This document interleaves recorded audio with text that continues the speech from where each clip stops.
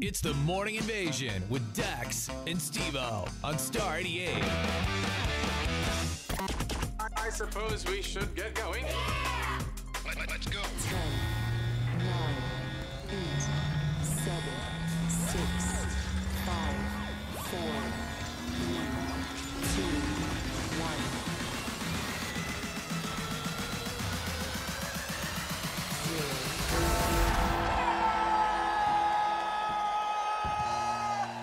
Sorry. I'm here. Good morning, everybody. Hi. Hey. Hi. Hello. Welcome to the program. Woo! So glad. So glad to be here. Are you? Yes. Are you sure? We need to have a talk, No, Baxter. man. I mean, Huh? wait, what's your name again? Got here early in the morning. Excited to work, yeah. Okay. Like 3:30 a.m. Yeah, right, In liar. my dreams, actually, it was 2 minutes ago. Steve-O just got here, guys. He lives like the farthest west you can pretty much go, and he just got here. It was 5:45 a.m. and I looked around and I said, "Where's Steve-O?" And if there's one thing I never want to do, it's be late, because he always talks about having PTSD from like Baxter and other co-hosts of his. Why do you who got to would- put him on blast? Oh, really? That's weird, because you mentioned him first. I so, did? Oh. Wait, what? And so I'm always like, don't be late. It's my one fear. I was having a great dream, man. You could tell. You know? Because when I called you, it was, oh no. Like, that's what it sounded like. He goes, This weather, bro, it's killing me. weather? I don't know. I think that's kind of a lame excuse. I don't get it. The No, weather? dude. Yeah, because it like lulls you into this Uh-huh. deep sleep, Yeah? this state of being. Is that what it does? Yes. Okay. Maybe. I wasn't ready to face the day. But I did. I jumped out of bed. I threw on deodorant. I popped in a stick of gum and pretended like I brushed my teeth. And I'm here. I woke up like this, guys. I apologize. You know what it is? You need a vacation. I That's what it is. was looking at my guys. I was looking at my time off, because you accrue time off like every paycheck here. I am maxed out on time off because I have not taken a vacation. That's unacceptable I behavior. can't even accrue time off anymore. Here's what I don't stinks. want to leave you, buddy. No, stop it. PTSD from when you left me and how much it hurt me, and I'm like, I would never put another human being through that. First off, I would never do that. it's not to the him. same thing. You're not going to be gone. It's not like you're going to be gone a month like I was. And that's the thing. I was gone a month, and you held down the fort, and you would think that you would take time off after that month, and you still haven't. I haven't. It's been like 2 months since, I was gone in May? Yeah. He still hasn't taken any vacation. What is the deal? I don't need vacation. I need the Starmie. No, I mean, your work is starting to suffer. Intervention time, bro. Okay. We love you, and you need to take some time off. We'll be fine. Not happening. Okay.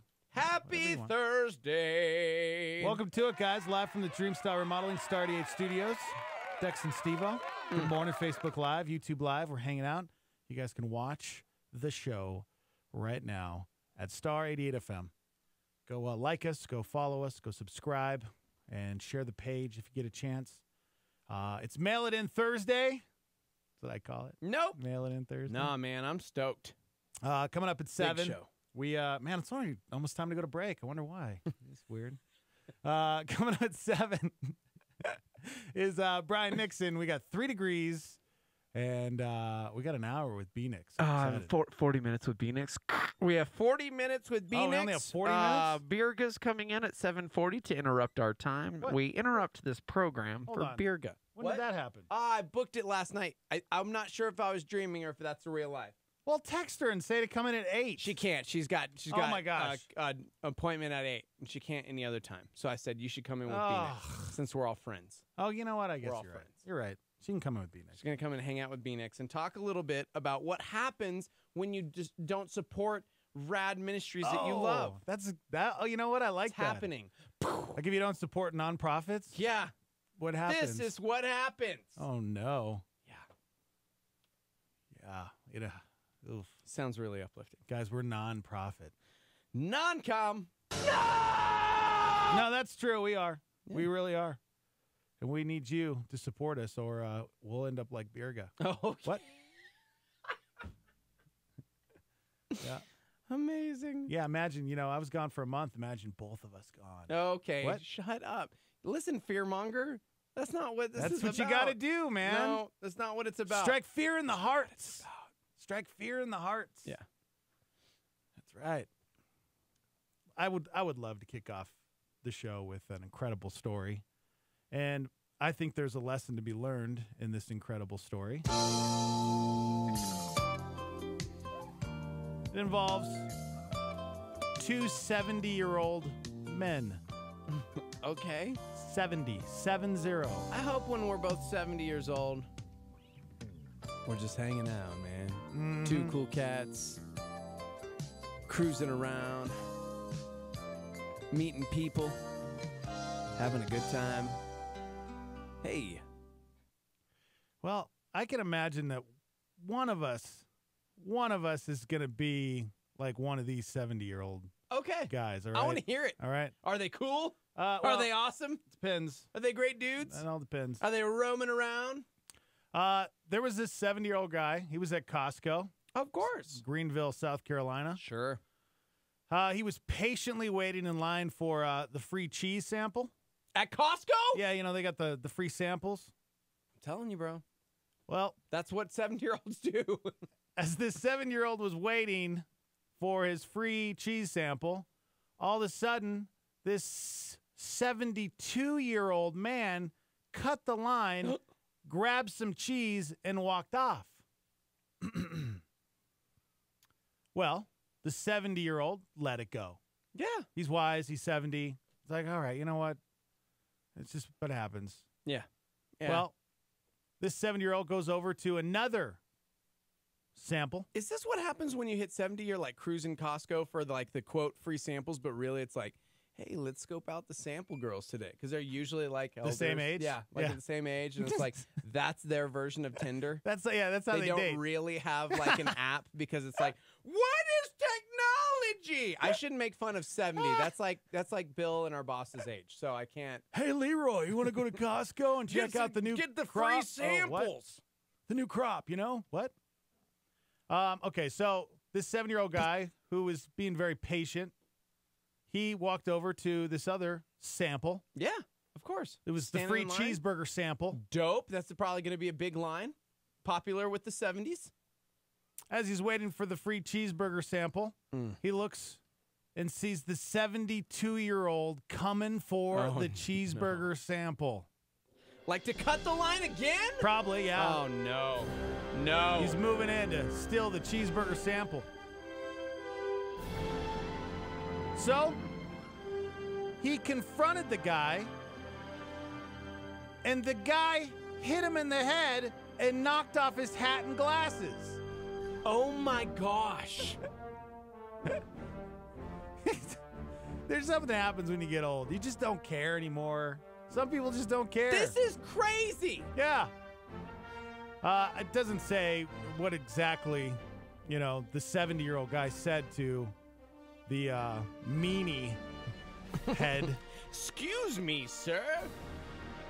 You're about to cut in line, and if you do, you're going to sample more than that cheeseburger. Am I right? Yeah, well, Come on. well, put them dukes up. I don't think he had a chance to put them dukes up because, well, he got hit in the head. Gosh, poor dude.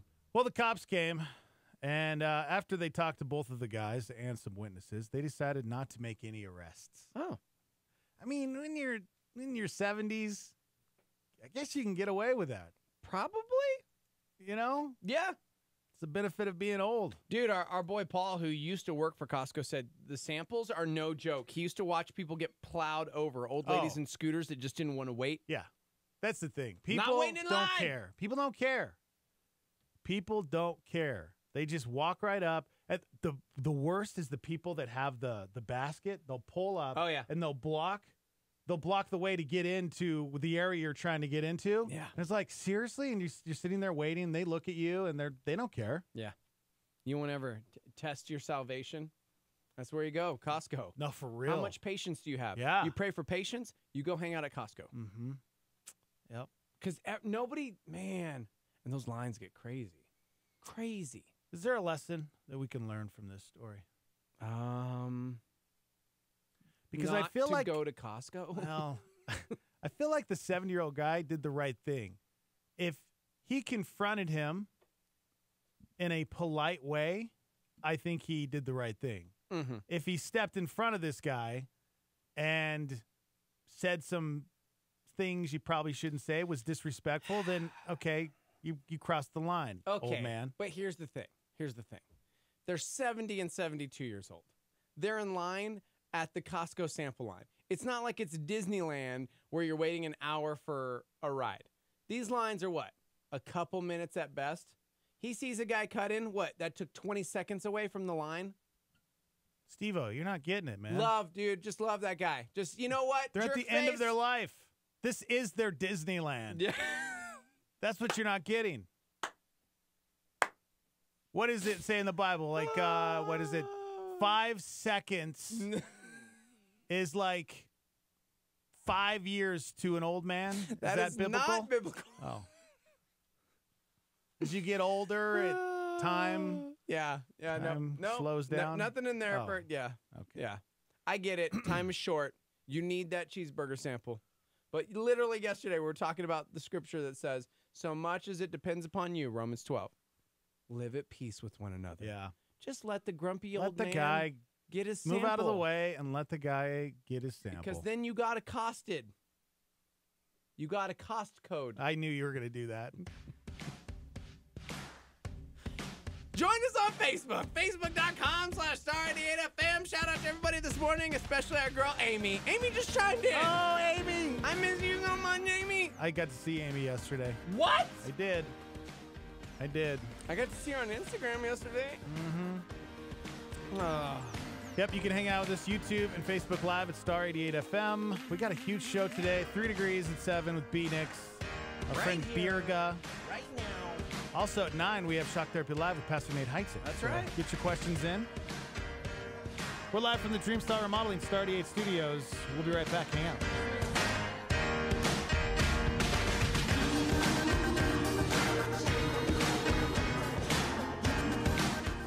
Ken Costa challenges you to live each day with purpose in this Star 88 PowerPoint. When I came to know Jesus the first time 40 years ago, there were about 60 million people in the world who would have seen the work of the Spirit of God as integral to their life. Now there are 600 million people for whom the Spirit of God is making a difference in their lives, and by 2040 there will be over 1 billion. God is on the move. God is on the move. That's right, you can say that. Thank you. Yeah. I don't think he'll stop doing it just because we've clapped him. God is on the move. The Spirit of God is moving in all the world, just as the prophets said it would be. It can be done. That's a PowerPoint with Ken Costa on Star 88. I'm Heidi, and here's what's happening. Sagebrush Church is collecting supplies to help teachers stock their classrooms. If you are interested in helping out, you can pick up facial tissues, disinfecting wipes, and copy paper and take them to any Sagebrush location now through August 4th and 5th. Join Calvary Chapel Rio Rancho for an afterglow on Sunday, August 5th at 4:30 p.m. There will be worship, prayer, and fellowship. Real Life Church is hosting the big event on August 12th from 9 a.m. until 12 p.m. They're giving haircuts, prepackaged, non-perishable food, school supplies, hygiene products, and clothes for free as supplies last. Their goal is to spread the gospel in our community by providing families in need with supplies as they send their kids back to school. If you know about an event coming up in your community or maybe a back-to-school event at your church, let us know. All you have to do is fill out the form online at star88.fm. For more information about events happening in your community and so much more, visit star88.fm. For what's happening, I'm Heidi, and this is Star 88. Here's a solar flare from C.S. Lewis. A man who is eating or preparing to go to sleep in humility, thankfulness, and temperance is, by Christian standards, in an infinitely higher state than one who is listening to Bach or reading Plato in a state of pride. You're on Star 88. Even when my light burns low, I could never lose my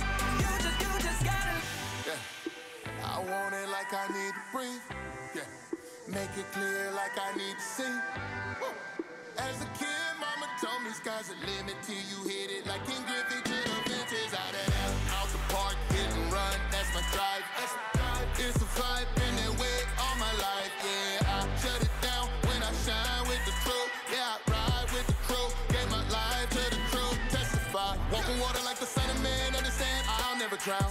Take a hit and never quit. Might be down but never out. There are days that I fail, and the train's off the rail. Through the pain we prevail. Tell them you just gotta live. Even when my light burns low, I could never lose my hope. I've been down this road before. Now I know which way to go. You can try to drag me down, but I'll be living in the clouds. Everybody has their doubts, but you can't stop now. You just gotta live.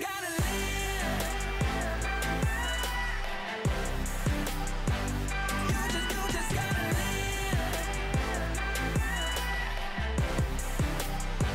You just gotta live.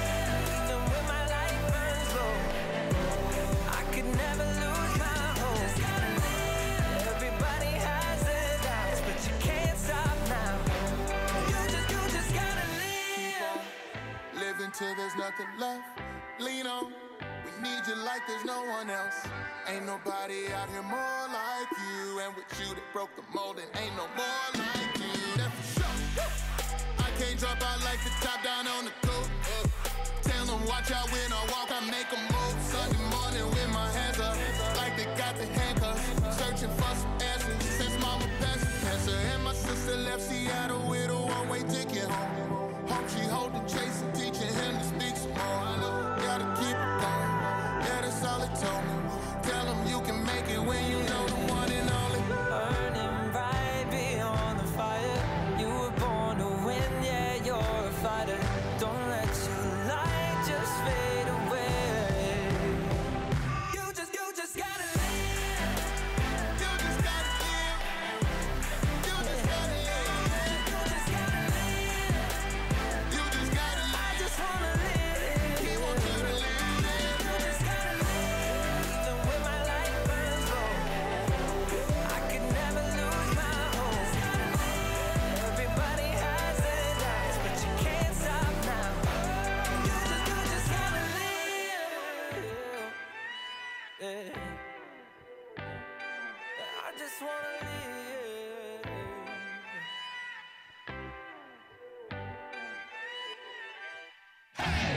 What's going on in the news today? For the first time, President Trump is directly calling on Jeff Sessions to end the Russia investigation. 17 large wildfires burning in California. Harrisburg Bishop Ronald Gaynor's apology today comes as the Catholic Church is once again under fire. I express profound sorrow. The bishop publicly released the names of 71 clergy accused of sexually abusing minors in the Harrisburg diocese. 2 Americans killed while cycling through Tajikistan. ISIS has claimed responsibility of a vehicle deliberately ramming the cyclists. Houston police naming 62-year-old Joseph Pappas as the prime suspect in the murder of Dr. Mark Houseknecht, who once treated former President George H.W. Bush. Vice President Mike Pence is in Hawaii tonight, welcoming home the possible remains of American service members who fought in the Korean War. Viral video of a police officer helping a homeless man shave for a job interview at McDonald's. And after millions viewed that video, he landed the job. Oh, that's a cool update. Remember we did that story? Huh? Oh, you weren't listening. No, I checked out because it was like murder and death and murder. Yeah, it's and so funny. Murder. I was like, please end the news with a good story. And it was. Remember the story we did about the viral video of the cop that was helping the homeless guy shave? Yeah, apparently for a job interview? The homeless guy landed a job. That's awesome. Yeah, that's awesome. Yep. Yeah, man, if you haven't seen that, you guys have to check it out. This guy was pumping gas, and he looks over and sees this police officer helping this guy shave. Come to find out, this homeless guy, I guess, went into, was it McDonald's? And the manager there said, well, if you clean yourself up, we'll have an interview. And so this cop is sitting there helping him shave because he didn't have a mirror. And that's incredible. The homeless guy ended up landing the job. That's pretty cool, man. That's pretty cool, dude. Welcome to the show, everybody. Beautiful Thursday. I cannot believe it is already Thursday. I know, right? This week just went. Whoosh. Yeah, tomorrow, if you live on the west side, if you didn't know, we're starting a Calvary church on the west side. That's right. It's Corzine Montano, right there where Hastings used to be. Mm-hmm. And they're throwing a party tomorrow from 6:30 to 8:30 at Noah's event venue. So if you're interested, you should show up. There's going to be some food, and there's going to be childcare, so you can hang out and get all the info. Maybe you guys want to volunteer. Maybe you just want more information on the church. It's pretty exciting for you Westsiders. Heck yeah, man. All the details, star88.fm. Hey, speaking of the West Side, coming up Monday, we're going to be out broadcasting live on the West Side, very near to that location. So keep listening. We're going to give all the details coming up in a bit. But, yeah, we're going to be on the streets, yo. It's been forever, man. It has. It's been a minute. Forever. Yeah. Don't Been a leave our minute. cage very often. Yeah. It's our little box we live in, man. It's all good. What are we going to do? We got to. I don't know, man. I know I need to start preparing myself. So I probably, after I leave work today, will just go home and just lie in my bed for 3 days until it happens, so I can energize myself. Yeah. You need to. As an introvert, you need to prepare yourself. We're going to be actually in front of people. Oh, jeez. Doing the show. Oh, jeez. Where they have an opportunity to talk to us. Yeah. And interact with us. Yeah. That was really dramatic. It was. August 6th from 8 to noon, guys. Non-perishable snacks and school supplies for needy kids. That's what we are looking for. We're going to be at First Financial Credit Union at 6100 Coors Boulevard Northwest. Yeah, this is the time of year. If you a lot of parents are out there shopping, getting the school supplies. These are things that you can buy extra of that teachers need. They need pens and pencils, notebooks and folders, erasers, crayons, glue sticks, dry erase markers, Kleenex, antibacterial wipes, red pens. Like those are the top 8 things that it's cool they if need. teachers don't have red pens, though. I hated my teacher's red pen. Red pens. Anytime you saw that red pen come out, you're like, no! I worked really hard! Oh, 100. Cool. My bad. All right. Sorry. I thought you were going to say something nasty. You got 100? Always, dude. Wow, man. Always 100. Mm-hmm. Always! But yeah, we're teaming up with Feed New Mexico Kids for a collection. Broadcasting live August 6th, 8 a.m. Good. The Morning Invasion. Come, make Dex very uncomfortable. Shake his hand. No, I'll be wearing my gloves, my weightlifting gloves. It's going to be fun. All right, I have more good news. And this is pretty cool. This is really cool, especially if you love. Do you like to go to concerts? Do you like to go watch live concerts? Or do you like to sit at home and watch concerts on your TV? Are you talking to me? Yeah, dude. I'm talking to everyone. I love concerts. I was trying to convince someone yesterday to drop some serious cash to go see a concert, actually. Really? Yeah. I told you I got those tickets to see 21 Pilots in November, right? Oh, you did? I did. Wow. I cannot Where wait. at? The Phoenix show. Cool. Yeah. I love concerts still. I have friends who are like, been there, done that. I've seen every show there is to see, and I'm like, I don't care. It's an experience, man. Well, you're 40 now. That's right, guys. He's the big 40. I am. That's 40. He's 40 years old. I look 43. And according to this study, they say that going to concerts every 2 weeks can actually extend your life expectancy by That's why we look so young. 9 years. Yes! 9 years. Guys, that's why we look so young. How many concerts have you been to? Oh, my gosh. Right? For real. I mean, I'm going deaf. Yeah, right. But I look great. Mm-hmm. That's one thing that makes me nervous. It was raining yesterday, and people were trying to talk to me. And it was like... Right. And I'm like, I can't hear anything anybody's saying. I'm clearly going deaf. Yeah, I mean, you can definitely take it too far if you go to concerts. Oh, yeah. Think about the average concert goer. Okay, they're gonna hurt their ears. Their lungs. Think about all of that smoke that's around you. That can't be good for your lungs. Your eyes, stomach, liver. Huh? Some of you out there. Yeah. What are you trying to say? Drinking that devil's juice. Oh. What? Yeah. So, yeah. But according to this study, they said if you go every 2 weeks, it'll extend your life expectancy by 9 years. According to the study, a person's well-being is increased by 21% from just 20 minutes of watching a concert compared to 10% for doing yoga and 7% for dog walking. That boost includes a 25% increase in feelings of self-worth. Okay. A 25% increase in feeling close to others, and a 75% increase in mental stimulation. I totally get that. Right? I still love concerts. I'm blasting Steven right now. Our boy Stephen Christian, man. Never heard of him.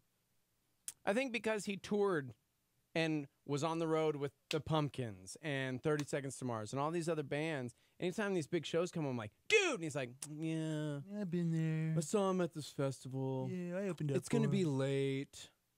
I'm good. And I'm like, but I want to... No!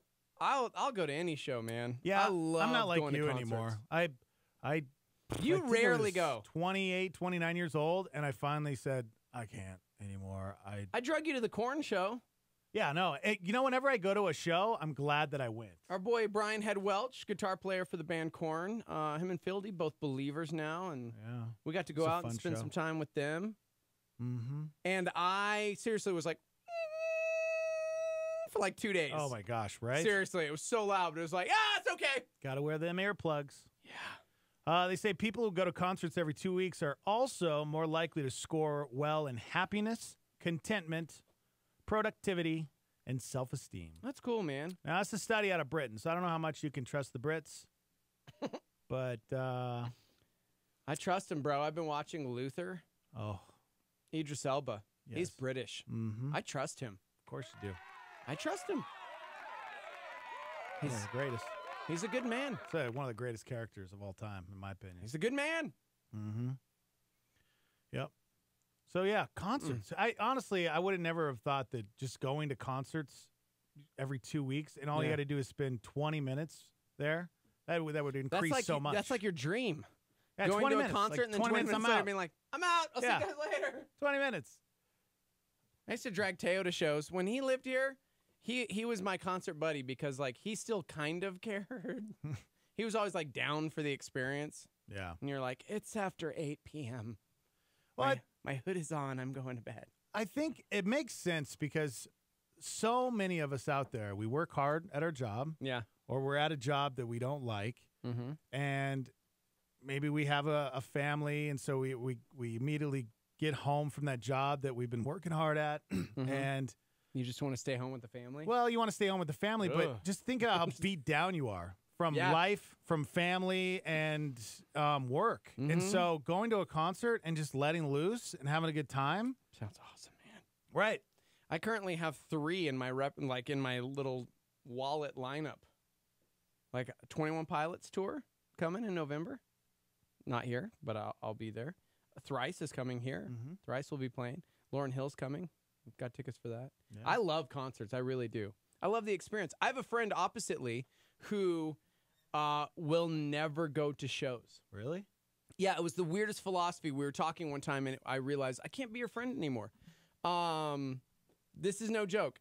Said, well, they spend, weeks on end crafting and perfecting the song in the studio. And it's like, that is the pinnacle. That is the best that song will be.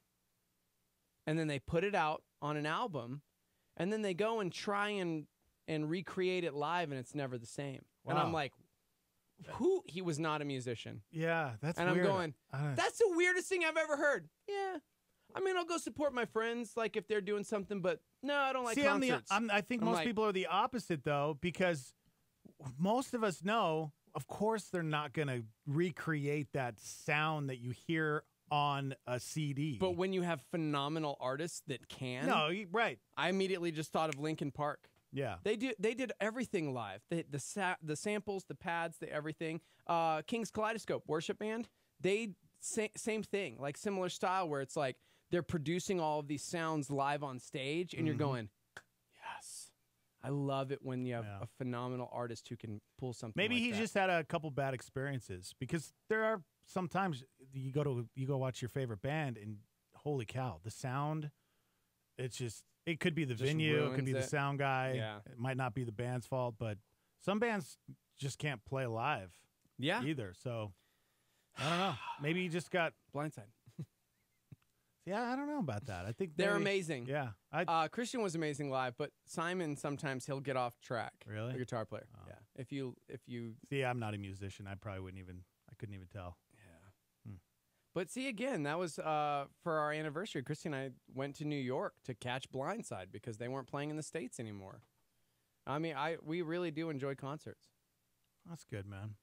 Good. You'll live a longer life. I'm going to live a really long time, guys. Says it'll extend your life by 9 years, 20 minutes, twice, or once a week. Do you even care what the genre is, or is it's just concerts? No, Good concerts? honestly, I think it has to do with just letting loose and having a good time. Okay. Just enjoy the show, man. Just take some time out of your busy life and do it. Kim just said for King and Country, they were amazing, and they are. I love watching them live, especially now with Teddy drumming for them. Mm-hmm. It's a whole different experience. They're one of my favorite live bands. Yeah. Of any genre. I love for King and Country live. I wish they would have put this in the study. They should put, and I don't even care if it's true or not, they should just say, but you can't pull out your cell phone or your iPad and film the band. Because I feel like it just takes away from the experience. I agree with that, you too. knuckleheads out there because that are you're not even constantly filming. watching. You're not even watching the show. You're watching your phone. Yeah, I agree. And I agree. I'm okay with pulling out your phone and capturing 10 Moments or 15 or something, seconds. yeah. I'm cool. I'm fine with that because I do that. What but if to you're sit not? there and What if you're not capturing the show? What if you're capturing you dancing at the show? Oh my gosh. Is that better? Is that better, Becca? We have a really good friend who seriously every time there's concerts, it's like all of the friends are like, "Yeah, dude!" Watching like Imagine Dragons or whoever it is, and they're like filming the show, and then we've got our friend who's just like, "Yeah, me! Check me out experiencing the show!" And I'm like, I love that. I love that so much. That's funny. It's true. Yeah. Guys, put your phones down. Concerts, bro. Put your phones down. You gonna go to a concert with me now so you can live longer? Yeah, man. Yep. Let's look up a show. Let's do it. All right, coming up here in about 12 minutes, we have 3 Degrees with Brian Nixon. 9 o'clock, we have Shock Therapy Live with Pastor Nate Heitzig. We have our friend Birga coming in. Yeah, it's around 7:40. We have a packed day, Huge, man. packed. Mail it in Thursday, man. Mail it in. And I don't know if we have time to talk to B-Nix about this. And I don't know, maybe we'll talk about it a little bit right now, but did you see this? Oh, man. There's a church. I just read the headline, and I'm going, what? This is a whole topic. There's a church looking for a pastor who will preach word for word word of God sermons from famous pastors. Okay, what? Okay. I'm sorry. Huh? All right, so think about it. Craig Rochelle. Yeah. All right, Skip Heitzig. Yeah. Andy Stanley. Yeah. Stephen Furtick. Right on. Those are some of the greatest, right? Yeah, sure. Why not? They know how to do it. They know how to deliver. They have delivered some phenomenal messages over the years. Right? Yeah. Billy Graham. Why? Yeah. Francis Chan. Oh, gosh. The list could go on and on. Uh-huh. Dex and Steve-O. What? Whoa. No, I mean, we're not. Darn it. So this job listing that they posted at this church is basically, we want to hire a pastor to take over, but here's the deal, my bro. We want you to take other sermons from pastors, famous pastors, and pretty much do the exact same sermon word for word. I mean, there's some room there. Maybe you could add 10% of your own style. Wait, does it really say that, 10%? Mm-hmm. But pretty much, They want close to 100%, word for word. Like you are going to memorize what these famous pastors have thrown down in the past, and that's how you're going to deliver. So here's an interesting take. Some already do this. Like the very first pastor you mentioned was Craig Rochelle. Did you know at Life Church, they offer all of their resources for free to other churches? So I've seen places where essentially they're just like, here's my new sermon series. And it's like, from Life Church 2014. Oh, wow. Yeah. And they don't spin it that way. And it's like, oh, I remember when Pastor Craig did that one. People rip off other people all the time. Maybe rip off isn't the correct word, because even when I was helping at a church years back and teaching on Sundays once a month, you're in commentaries. You're reading from so many different places as well. Obviously, clearly, first and foremost, you're in the Word of God. And I had a method, like when I was digging in, like hermeneutically, I had like this method that I would use, but then in turn, like you still, oh, that was a great commentary on this from Warren Wiersbe or from some other great pastor. So we all kind of do that in one way or another. Yeah, right. Yeah. But this is like word for word. This is weird, man. I mean, to be fair, that's what a lot of worship is anyways. Yeah. It's worship pastors or people who are just quote unquote ripping off, like, and here's the new Hillsong. Right. And here's a Phil Wickham classic. And now here's a Chris Tomlin song. That's what they said. The concept is if a worship leader can take a song from Chris Tomlin and play it just like the album, and that is 100% accepted in the church, why can't you as a pastor copy or do word for word of a sermon from Craig Rochelle? And you can add 10% of your own style, just like, the band does. Gosh, this is crazy. Oh, I'm glad Phoenix is here. Phoenix, you want a job? I know you want a job. He would hate this. Gosh, he's gonna hate this. He's gonna hate. You ready for this? I'm ready, guys. There's a church in Colorado that just posted a job listing for a head pastor, but the stipulation is this: they'll pay you really, really well. Right.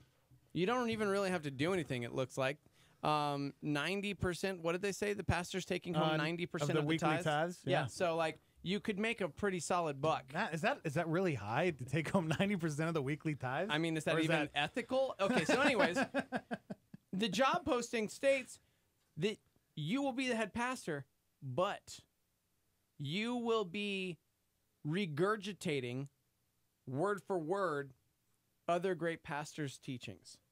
So they don't want you to come up with new content. Literally, it's like, this was a great sermon series from Pastor Craig Rochelle or Pastor Skip Heitzig or Greg Laurie or whoever it is. And we'll give you 10% of little wiggle room leeway there if you want for to you to interject put your own spin on it, or but whatever. just about 10%. Wowee. Lots of thoughts here, guys. Why don't you hold Lots it of thoughts. Why don't you hold the thoughts? You marinate on it because we got to go to break. And when we come back, before we kick off 3 Degrees, you can tell us your thoughts on this. Okay? All right. How about that? Well, I just want you guys to know that this is my last week because I just put in for it because I'm just really put in good for at it too. ripping. Yeah, and but you let's be both honest. got hired. Let's be honest. Who's the better orator? Am I right? You know what? I'm Ron Burgundy. I can read things. Who word says you're getting a for teleprompter? word. Oh. Who says you're getting a teleprompter? Why couldn't I have a teleprompter? You got to know the why, word. Why couldn't I have a teleprompter? From the man the president of the United word States gets a teleprompter. Okay. I'm going after this job, bro. May the best man win. Okay. All right. We got to take a break. When we come back from the Dreamstyle Remodeling Star 88 Studios, our friend Brian Nixon joining us for 3 Degrees. Smells amazing.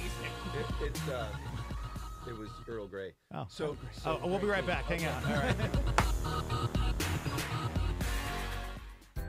Evangel Christian Academy is a private school that is Christ-centered for tomorrow's leaders.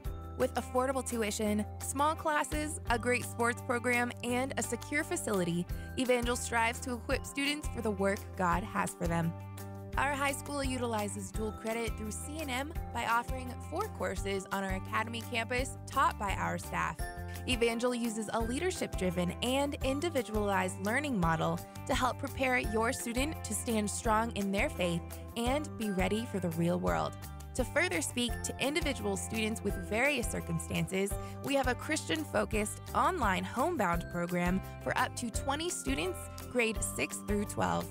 For more information about our programs, grade K through 12, please call 505-883-4674 or go online to ecanm.info. That's ecanm.info. Let's all remember together, the joy of the Lord is our strength. Joy has much less to do with what's going on around you and much more to do with what's going on inside you. Hotspot. He continues with a crucial point on joy. It's not an automatic response. This is something that is a learned response. It's a choice that you make to make joy your outlook. Get a whole lot more teachings from Skip, like 3,000 plus at connectwithskip.com. When you rejoice in the Lord, your joy is a byproduct of a relationship with God. Perhaps one of the reasons you don't experience joy is because you're looking for joy in all the wrong places. Now, here's a real hot thought from Skip. God is still on the throne. Check. I'm a child of God. Check. All things work together for those who love God. Check. All of that produces my response of, okay then, I'm going to be joyful. Hotspot. This is Star 88 at 88.3 FM, KLYT, Albuquerque, Santa Fe, and online at star88.fm.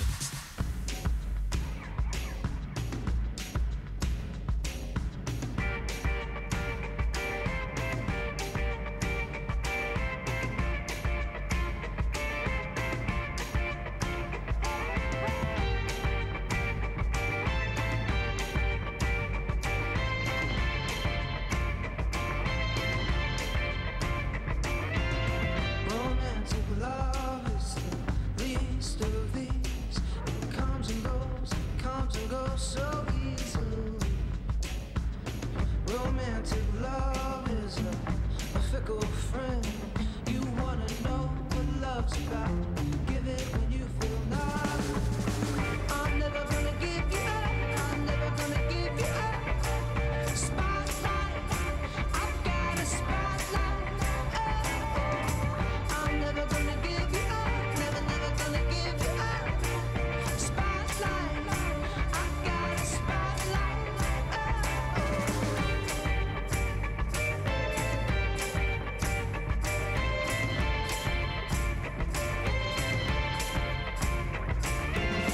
Romantic love is so sugar sweet.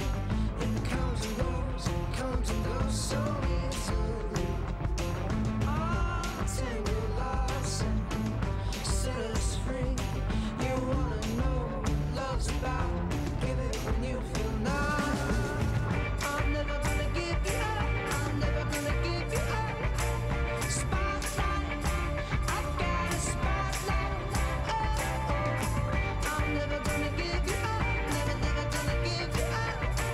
Spotlight, I've got a spotlight.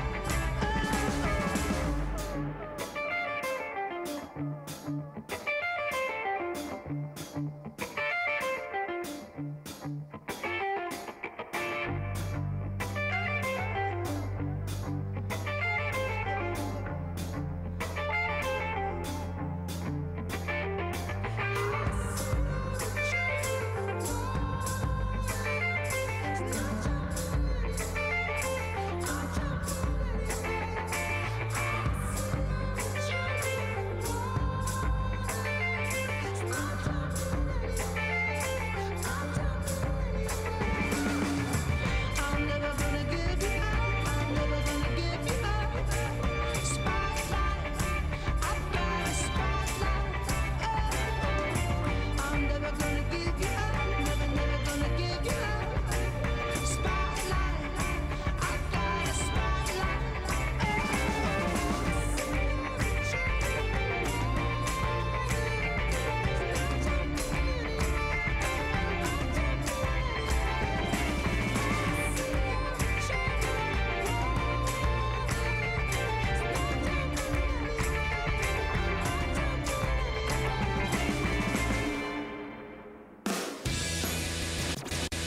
Do you ever get so excited that you just can't wait? It's the Morning Invasion with Dex and Steve-O. I've been waiting my whole life for this. Oh, well, good. Welcome to it, guys. Live from the Dream Style Remodeling Star 88 Studios. Coming up here in just minutes. 3 Degrees will kick off with Brian Nixon. But we were discussing before the break this church in Colorado. They posted a job listing on churchstaffing.com that claims this offer is going to be nothing like any other church job post. Basically, what they want is they want to hire a pastor to come in and preach word for word sermons from famous pastors. Craig Groeschel, Andy Stanley, Stephen Furtick. Word for word with about 10% wiggle room of putting your own spin on it. Okay, here's some of my thoughts, Dex. Number one, let me just start with the positive. At least they're putting, a job description out for a real person. Yeah. You know, that they want a person there. But that probably is the extent of where I would give them kudos. Because after that, for these individuals to just preach other people's material, you get into the problem of intellectual copyright. If unless you give full disclosure, like today, folks, I'm just going to be reciting to you, Charles Spurgeon's sermon, where people know it, then that's okay as long as you get full disclosure for intellectual property. Is it a lot like what we do with worship music? On the screen, we always make sure to put, Legally, you would have to put some kind of CCI number, something to say, I didn't write this. This isn't mine. This is theirs. They own the intellectual property rights, so on and so forth. So the church needs to make sure they do that. But then, more theological, more biblical, and I think really the heart of the matter is this does not leave any room for what the Holy Spirit may want to teach that community. That particular group, unless they kind of take it from the standpoint of, hey, why don't you just pray about what message you're going to give and then go find another pastor to steal their material basically and deliver it to us. So there's a host of problems wrong with this. And then another problem I have with it is, guys, what about the training of pastors? What about the training and equipping of people to go out there and do what God has called them to do, which is to minister to people, to not only marry and bury and do the sacraments, but also to teach and study and preach. Why do you have to steal from other people? That's really troubling to me. So I'm not a big fan of that job description, but I think the church hopefully has got all their ducks in the row, because they could come into some legal problems. They could come into some other issues whereby, unless they fully disclose who this, sermon's from and such, it's just an odd thing. Anyway, so I'm not a fan. Now, Steve-O, you brought up a good point off the air. Here's a plain devil's advocate. Here's a question, because they're talking about hiring this guy, and some are going, so they're basically hiring an actor? Right. Like to read lines? What's the difference between a church hiring a dude to read somebody else's sermon and having a church set in one location but satellite campuses all around? I mean, the very first person that this job position mentions is Craig Groeschel. When you watch a certain from Craig Groeschel, that's the first pastor that's mentioned in this article for the job opening. I mean, Craig Groeschel is like 20-something campuses around the nation, and they just play it on a screen. You know what I mean? Right, sure. What's the difference between a satellite campus and hiring an actor to basically read lines? You bring up a valid point, and you would almost say to this church, hey, guys, you may be better just to find a pastor that has a satellite church from your list and partner with them, so you're not ripping them off. But Steve-O, you raise up a really valid point, and that is, we're in this age where we would rather go mechanical or, take other material. Or I've heard it said many, many, many times from people, I don't need to go to a church body. I just go to my favorite pastor on TV and watch him on a Sunday morning. I don't have to go to a church anymore. Church comes to me.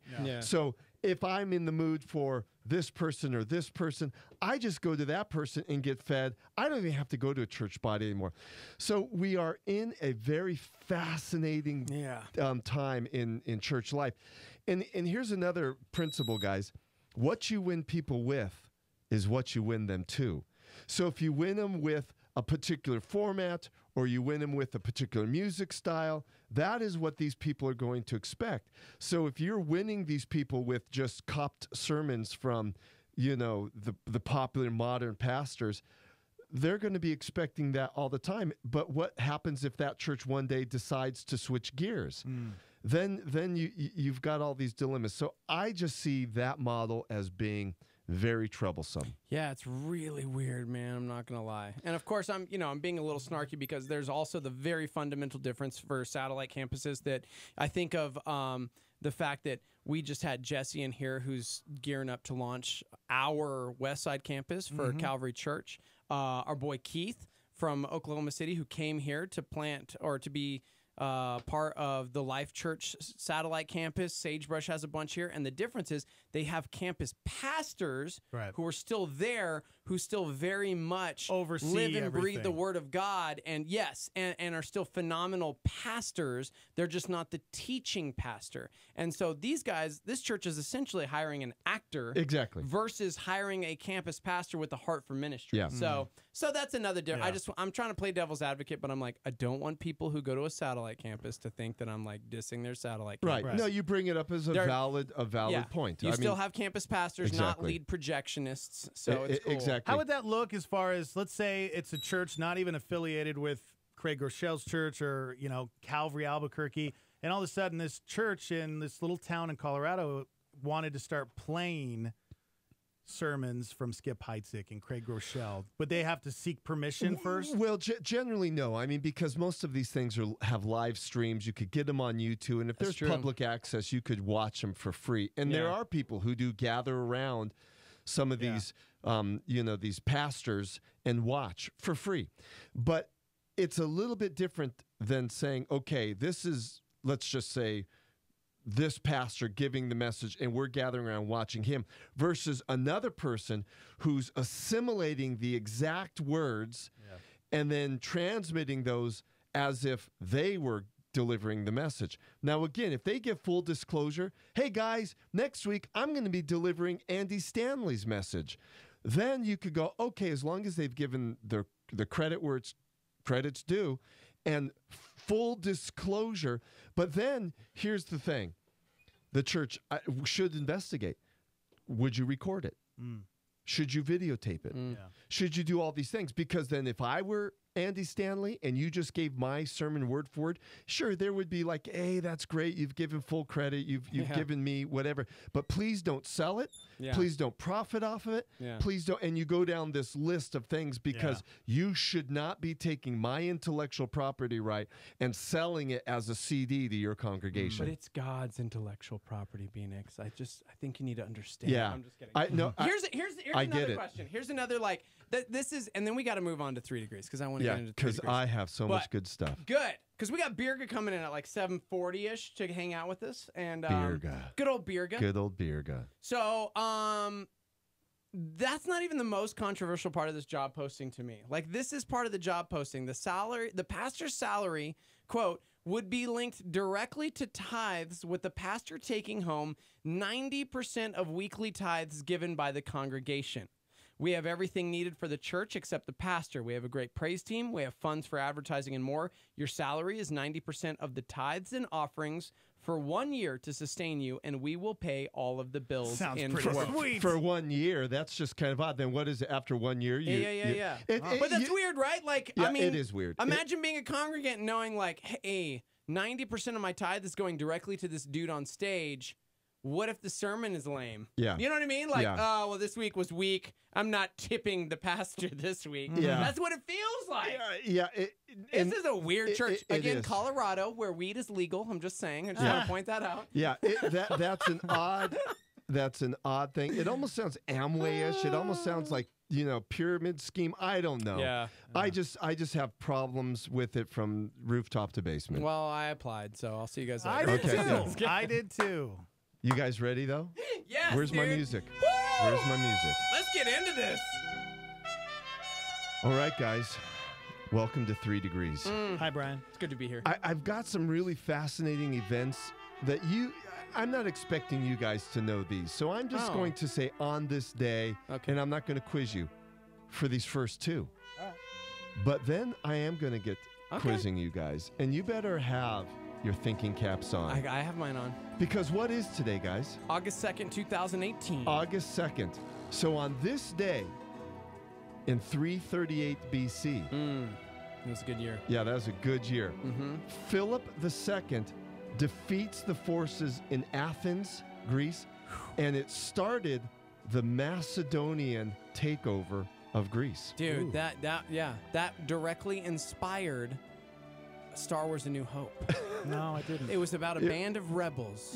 I thought you were going to say something like the Odyssey. Overthrow the Empire. And Philip II is essentially the Luke Skywalker of 338 BC. Guys, he's 40 years old. Can you believe it? He's 40. Is so almost not close, crazy? Steve-O.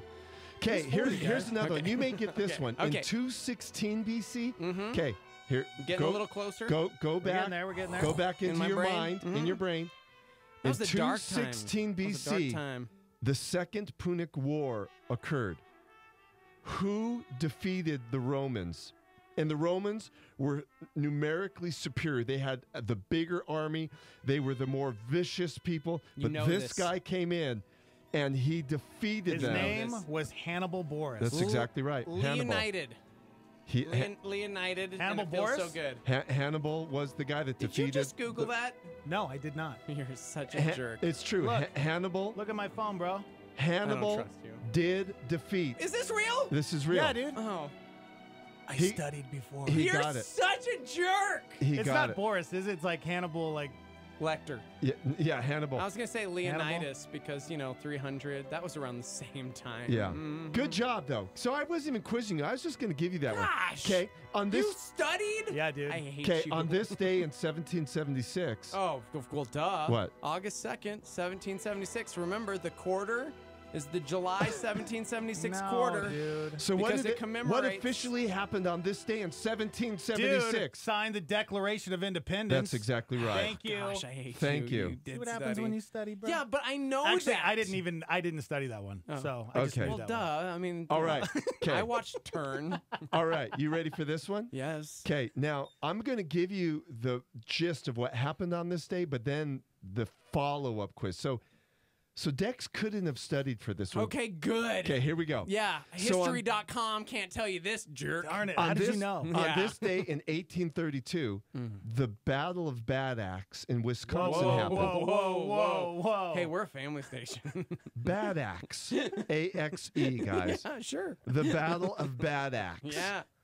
So That what, was a bad axe battle, man. Yeah. so what happened in this place in Wisconsin? The U.S. government defeated the Sac and Fox Native American No tribe. way. Yeah. Our boy Harlan McCossato, Sac and Fox. Okay, so here we go. So Sac and Fox. So it basically ended the Sac and Fox's reign up in Wisconsin, and they relocated the To Sac and Fox to Oklahoma. Oklahoma. Ah! Okay, what famous,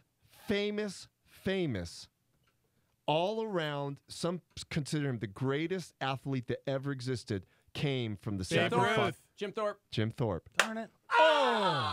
Shout out to my boy Harlan McCossato, formerly of Native America Calling. There it is. Steve, He was my host when I engineered the show. He was Sac and Fox, and that was one of the things he always talked about. Steve O'Jeter. I do know about that battle. I do know about them Jim Thorpe. going from, And Jim Thorpe, Wisconsin to Oklahoma. considered the greatest athlete of all time America's produced, Yeah. is from Sac and Fox. I know. They're in Oklahoma. Trust me, I know.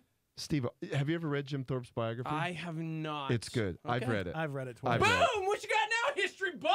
All right. Okay, you guys. So 1832. Let's go a little bit closer in time. Okay. 1865. I'm going to give you the author's name. Okay. This author, on this day in 1865, published a very famous book, and the author's name is Lewis Carroll. Oh. You got this, bro. I'm going to give it to you. Hey, What? I'm going to help you because this No, is I'm gonna very give this easy. To you. Disney movie. Drugs. Go. Disney. Ooh, I know what it is. What? It's. Come on, bro. It's. Was that not a really good hint? Pinocchio. No, dude, I said drugs, bro. Yeah, drugs, dude. No. But imagine, like, when you see this Disney movie, you go, the person that wrote this was on drugs. Oh, boy. Playing cards. Grinning cats. Grinning cats. Pinocchio. Oh, my gosh! Give me a sec. Okay. Oh, man. Anyone in our listening audience? A tea party. Oh, it was Alice in Wonderland. Wow. Don't wow me, Phoenix. Alice in Wonderland. When I was a kid, that was my absolute favorite Disney movie. Oh yeah. Yeah, I know. And- I was and- an odd here, bird. let me but give Lewis Carroll, yeah. Okay, let me give you some things about Lewis Carroll. So, is it first of all 1865? I'm crushing it. You today. are. Was she on drugs when she wrote No. it? No. Here's this. So here's the truth about Lewis Carroll. First of all, he was a professor. Yeah. He was a mathematician Again, and an Anglican. He was an Anglican clergyman. So Which means his brain was just trippy, no drugs. Yeah, just he wrote this for a little niece, or was it a friend of a daughter's? But he just came up with this story, and obviously, when you deal with mathematics and theology all day long, your head gets maybe a little bit crazy. But that's true. He was a Christian guy who wrote this book. Isn't that interesting? For a friend's daughter. Yeah.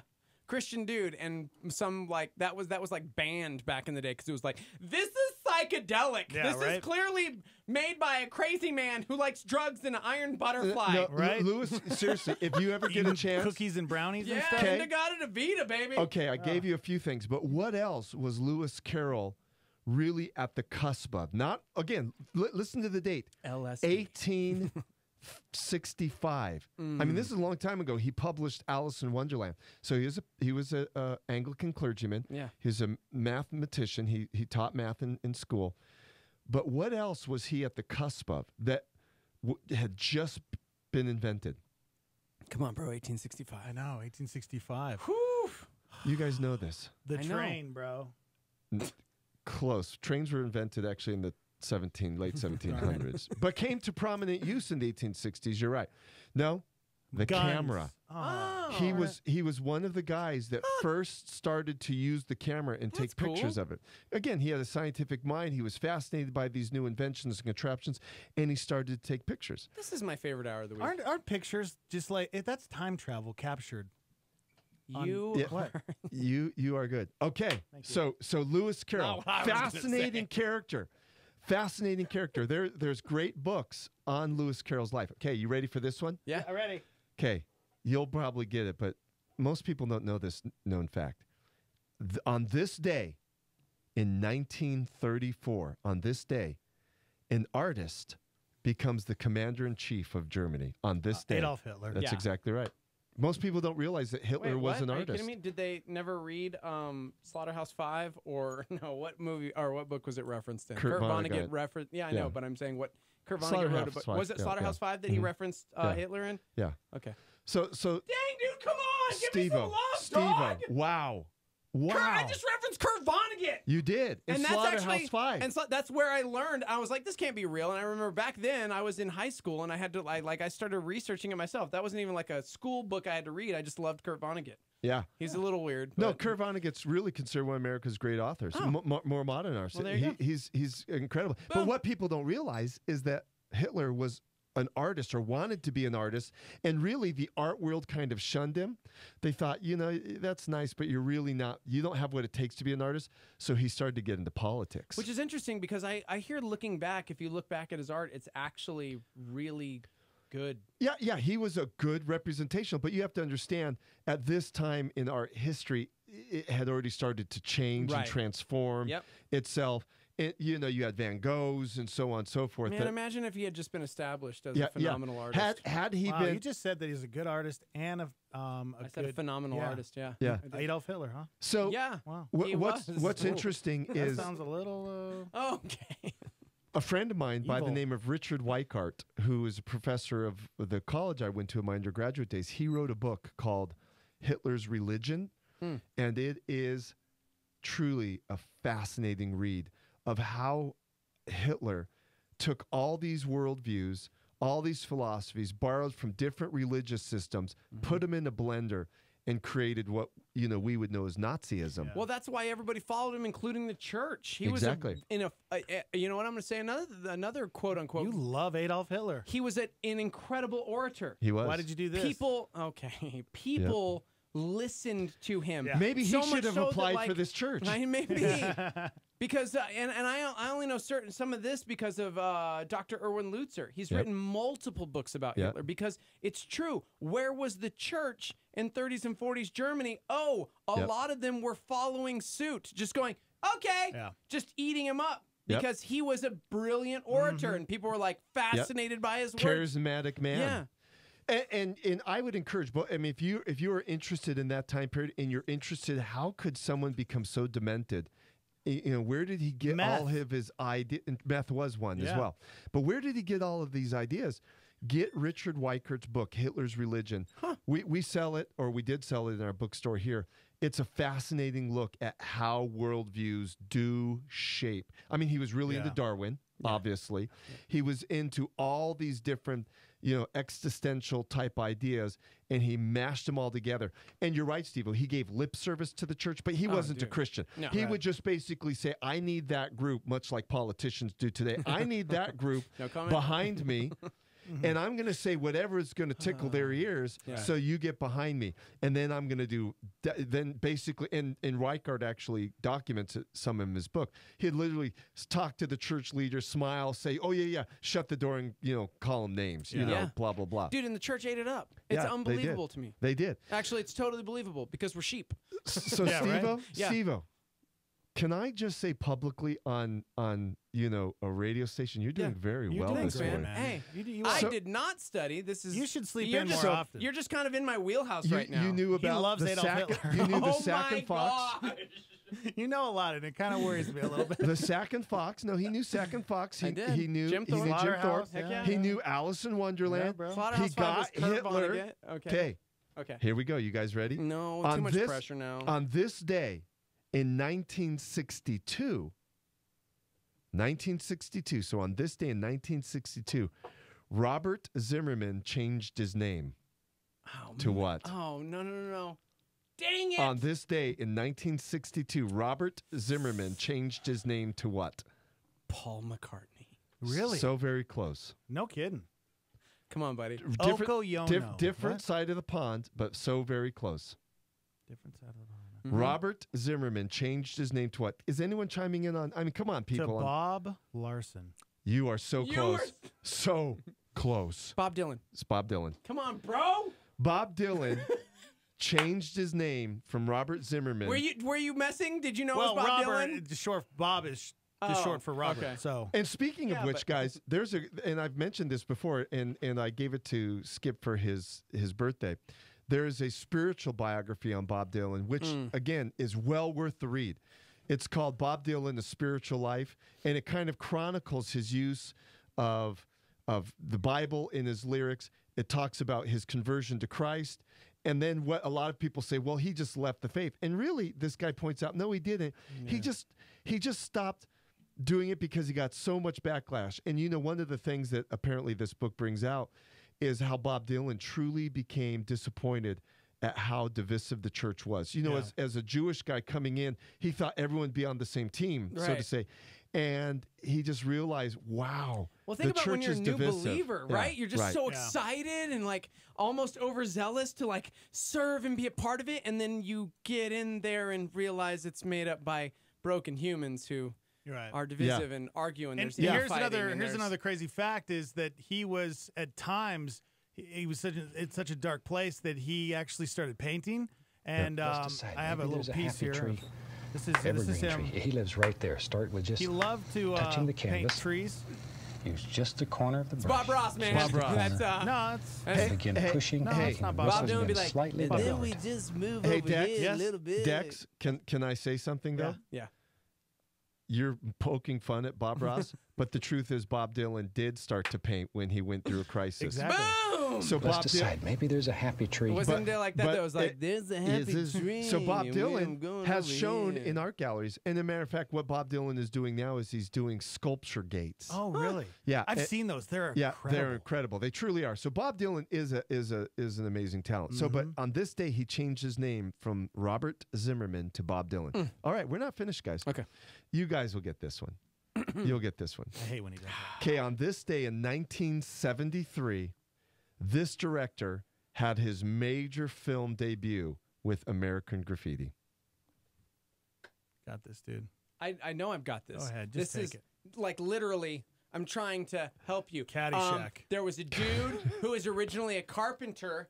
Not Jesus, but I mean the Jesus of acting. And Dex can't will believe I help said you. that. This He was director. no, don't help too Okay. much. He was a carpenter. Yes. And this director was like, man, that guy looks like a leading dude. I'm gonna put you in my American Graffiti movie. And then he went on to probably be the single greatest icon of the 80s for children everywhere. Mr. Carpenter. Okay. I got it. No, Thank I you. mean he was really a carpenter, and he was true. working on He's- set. he's- I'm not he's joking. speaking He was truth. working on set, and the director goes, "Dang, dude, you've got to look." And he was like, "Yeah." And he was like, "You want to be a space pirate and an archaeologist?" Henry Jones. Oh. Okay, Am I that's his right? character. No, Harrison Ford. that's Harrison Ford's Okay, character. That's Harrison Ford. But Who's this is the the director who saw him. Oh, Steven Spielberg. No. No. The other one, you got Dex. that was the archaeologist. Hey, now who Steve-O, directed him as a Steve-O. space pirate? Steve-O. The Star Wars guy. Can you believe our whole listening audience are all screaming in their cars George at home? Lucas, man! George Lucas. Freaking George Lucas! Dex. Dude, today is like my day. Dex. I am George on Lucas. today. I love that I you am guys. not as stupid as I think I am. I think. Never mind. I wanted to say it. I have so much useless knowledge in this brain. Wow. Dex, he gave you every clue I really under did. the sun. Guys, I really did. I'm doing it on purpose. Oh, of course. Okay, so let's do a review. Let's do a review. Of course I know. You guys got a new guest here in a few minutes, so we I got don't to know do if a she's gonna review. show up. Okay, here we go. She's you ready? already in the courtyard. She's been out there for 20 minutes. Okay, here we waiting. go. Here we go. So far, then we got two birthdays to cover. Yeah, So okay. far in 338 on this day, Yes. 338 in BC, That would be Philip II Philip. defeats the Athenians Hannibal. and starts the Macedonian Greek connection. On this day in 216 BC, the Second Punic War, where Hannibal defeats the Romans. Hannibal. On this day in 1776, the U.S., the one Dex did get this Yeah, one. he got that one. We signed the U.S. yeah. Declaration of Independence. That's right. Steve-O got this one. Battle of Bad Axe in 1832, the Second Fox. And then the follow-up question is what famous Jim Thorpe. Jim Thorpe. Yeah. And then on this day in 1865, Lewis Carroll published Alice in Wonderland. That's right. On this day in 1934, Hitler became the chief and commander of the armed forces. On this day in 1962, Robert Zimmerman changed his name to Bob Dylan. This is a pretty historic day, man. And on this day in 1973, George Lucas had George his Lucas. film debut. Gosh, I crushed it. I'm not even going to finish the Yeah. show today. Yeah, I'm going to just go. Just leave. Yeah, Steve, I am you did really good. on of You know course, he was 45 minutes late today. Okay.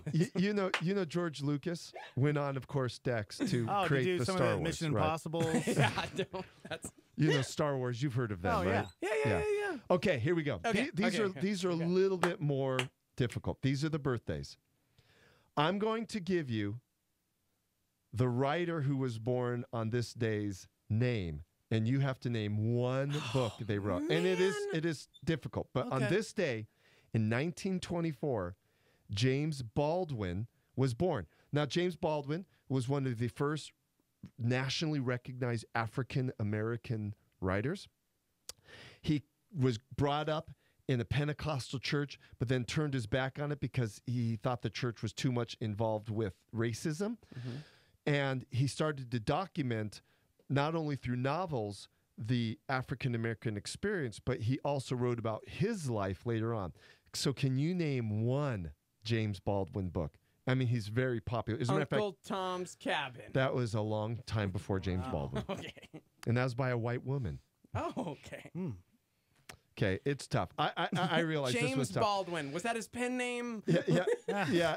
Notes From the apple tree. Of a native son, and he wrote Native Son, and another country he wrote Go Tell It on the Mountain. He wrote a lot of... Go tell it on the mountain. Right. Over the hills and everywhere. All right. Okay. All right. This one, guys, this shows if you truly are movie guys. Yeah, but okay. Movie guys. Movie. Okay, here we go. On this day in 1932, this famous Academy Award-winning actor who's now deceased was born. Peter O'Toole was born on this day in 1932. No, listen. Do you want me to name listen. like the movies Wait, that he won shush, an hold Academy on. Award for? Or do you want me to talk about the fact that he was the best Dumbledore? Tell me, not just one, tell me 3 movies. Lawrence he was of in. I just Arabia. said, dang it. Okay. I just mentioned Harry Potter and the Sorcerer's Stone because truly he was Doesn't Dumbledore in the first 2 films and then died. Right. And they had to replace him. And I was Right. like, but I liked Peter O'Toole. Yeah. Right. Okay, so you got 2. Okay. Well, we have 3 because he was in the first Spies 2 Like Us? Harry Potter. No. Spies Like Us. Oh, yeah. wait. No, he was not. No. I was trying to So remember if he you was got, one of the You got spies. Lawrence of Arabia, which is Because, obviously broke. Dan Aykroyd and Chevy Chase. He but- that's where everyone went, oh, Peter O'Toole. Right. But what people don't realize, he was a very highly esteemed Shakespearean actor in England. But Lawrence of Arabia and Hamlet. so close. It was Excalibur. No, he did like Henry V. You close. Okay, I'll give you that one. It's called The Lion in Winter. that was and it, Lion in Winter. He played Yes. Henry II. Yeah. But my favorite movie he played in, can you name? It was called Beckett. And do you guys know who Thomas Beckett is? Oh. So Thomas Beckett was Thomas Beckett, bro. Thomas Beckett was the Archbishop of Canterbury, and he confronted Henry II and basically got murdered for it. So he was murdered in Canterbury Cathedral, and to this day is considered, a martyr for the faith. I graduated at Canterbury University, and my evensong I love was their eggs. was right there. I was sitting there, and where he was killed in the nave, man, I would go over there and go, man, Thomas Beckett was killed here. But Peter O'Toole, You are kind of morbid. Morbid individual. no, I'm just saying that he was right killed here. right there. He was, and they have a little memorial. But that, and also he was in Goodbye, Mr. Chips, that famous 1960s movie about a teacher, which is really my favorite movie with Peter O'Toole is in. Goodbye, Mr. Chips is a fabulous movie if you haven't. So guys, hey, you did really well today. I mean, Steve-O did really well. So- I'm going to go get our guest. Yeah, You go guys- get our guest. So, Producer, if you go get the guest. so thanks for having me on this day, Dex and You're not leaving, Steve-O. are you? Yeah, because You you can got hang out with no, Birga. you got Birga. No, you it's got still lots 3 of degrees. things. And by the way, we're finished. We finished early. We went quickly because, well, you have a guest. Well, I think you should hang out. No, we've got to let you guys have time with Birga. Because we need to talk about what happens to nonprofits if you don't support them. So Yeah. I support nonprofits immensely. But you guys have a lot to talk about with Birga. Whatever you want, Peter. She's an important person and a very valuable voice in our community. So, ladies and gentlemen, Birga. See, Brian wants to leave. He doesn't want to stick around. He doesn't want to stick around. I know, but you're friends. I know. No, you. That's cool, man. That's cool. Just hold on. We're fine. They're not. We're not. Good. We just. We're good. Oh, okay. Oh, We were like such. We were like. I didn't realize he was going to leave us. Birga. I was like sushi friends, and we're going to do sushi stuff. Mhm. I know. And then like, come on, sushi man. We Yeah. were like, come on. Ladies and gentlemen, Birga. Yes. She used to do afternoons right here on Star 88. Mm-hmm. It's been a while. It's been It a while. has been a while. Yeah. You About then 2 went years. on to. Has it been that long? Yeah, 2 years. We've had. Years. I mean, we've had you on a few times with Love Inc. Hey, This is bro. true. Yeah. What? It's kind of a sore subject No, right now. that's why she's here, you Yeah, we're idiot. gonna talk about it. I'm sorry, I didn't mean to call you an idiot. Actually, I just lied to you He's again. like I on a did high mean to right call now you an because idiot. he like nailed all of the questions. I did. I got so all of Phoenix's he's like questions Mr. right this Smarty morning. Pants. Good job. I just Good feel so Did I smart. tell he was 45 minutes late this morning? I was not 45 Maybe 50. minutes. I was not. Stop lying to Guess people. what? You don't have to tell me anymore because I know. I got no I say. Boom. I There want we you to go. go directly to Chip with this information. Okay. For those that don't know, Birga did afternoons here, and then when she left, she went on to be part of this incredible I'm just gonna call it a ministry. It's exactly a ministry. I know, but I mean, sometimes like when it's like in the public, it's like it's an organization. Like, anyways, Love Inc. Talk a little bit about what the purpose of Love Inc. was. So the idea behind Love Inc. is for it to serve as a clearinghouse, and that's a word that I think Publishers Clearinghouse. I know that was that was one of my issues, is that I think that was a word choice that people in this day and age just don't really know what it is anymore. But the idea being, it was a centralized location by which people could call for help, and help was given through various churches that were in connection with Love Inc. So it served as a centralized location, like an operation station. You know, you call in and get your call routed to the person that could help you. That's a very simplistic overview of it. But I like that. That's the gist. Yeah. So I should have called you guys because the hail this week damaged my stucco so badly that the roof kind of caved in on my house, and I need help. Yes-ish. Okay, but instead I'm just going to call my homeowner's insurance. Yeah.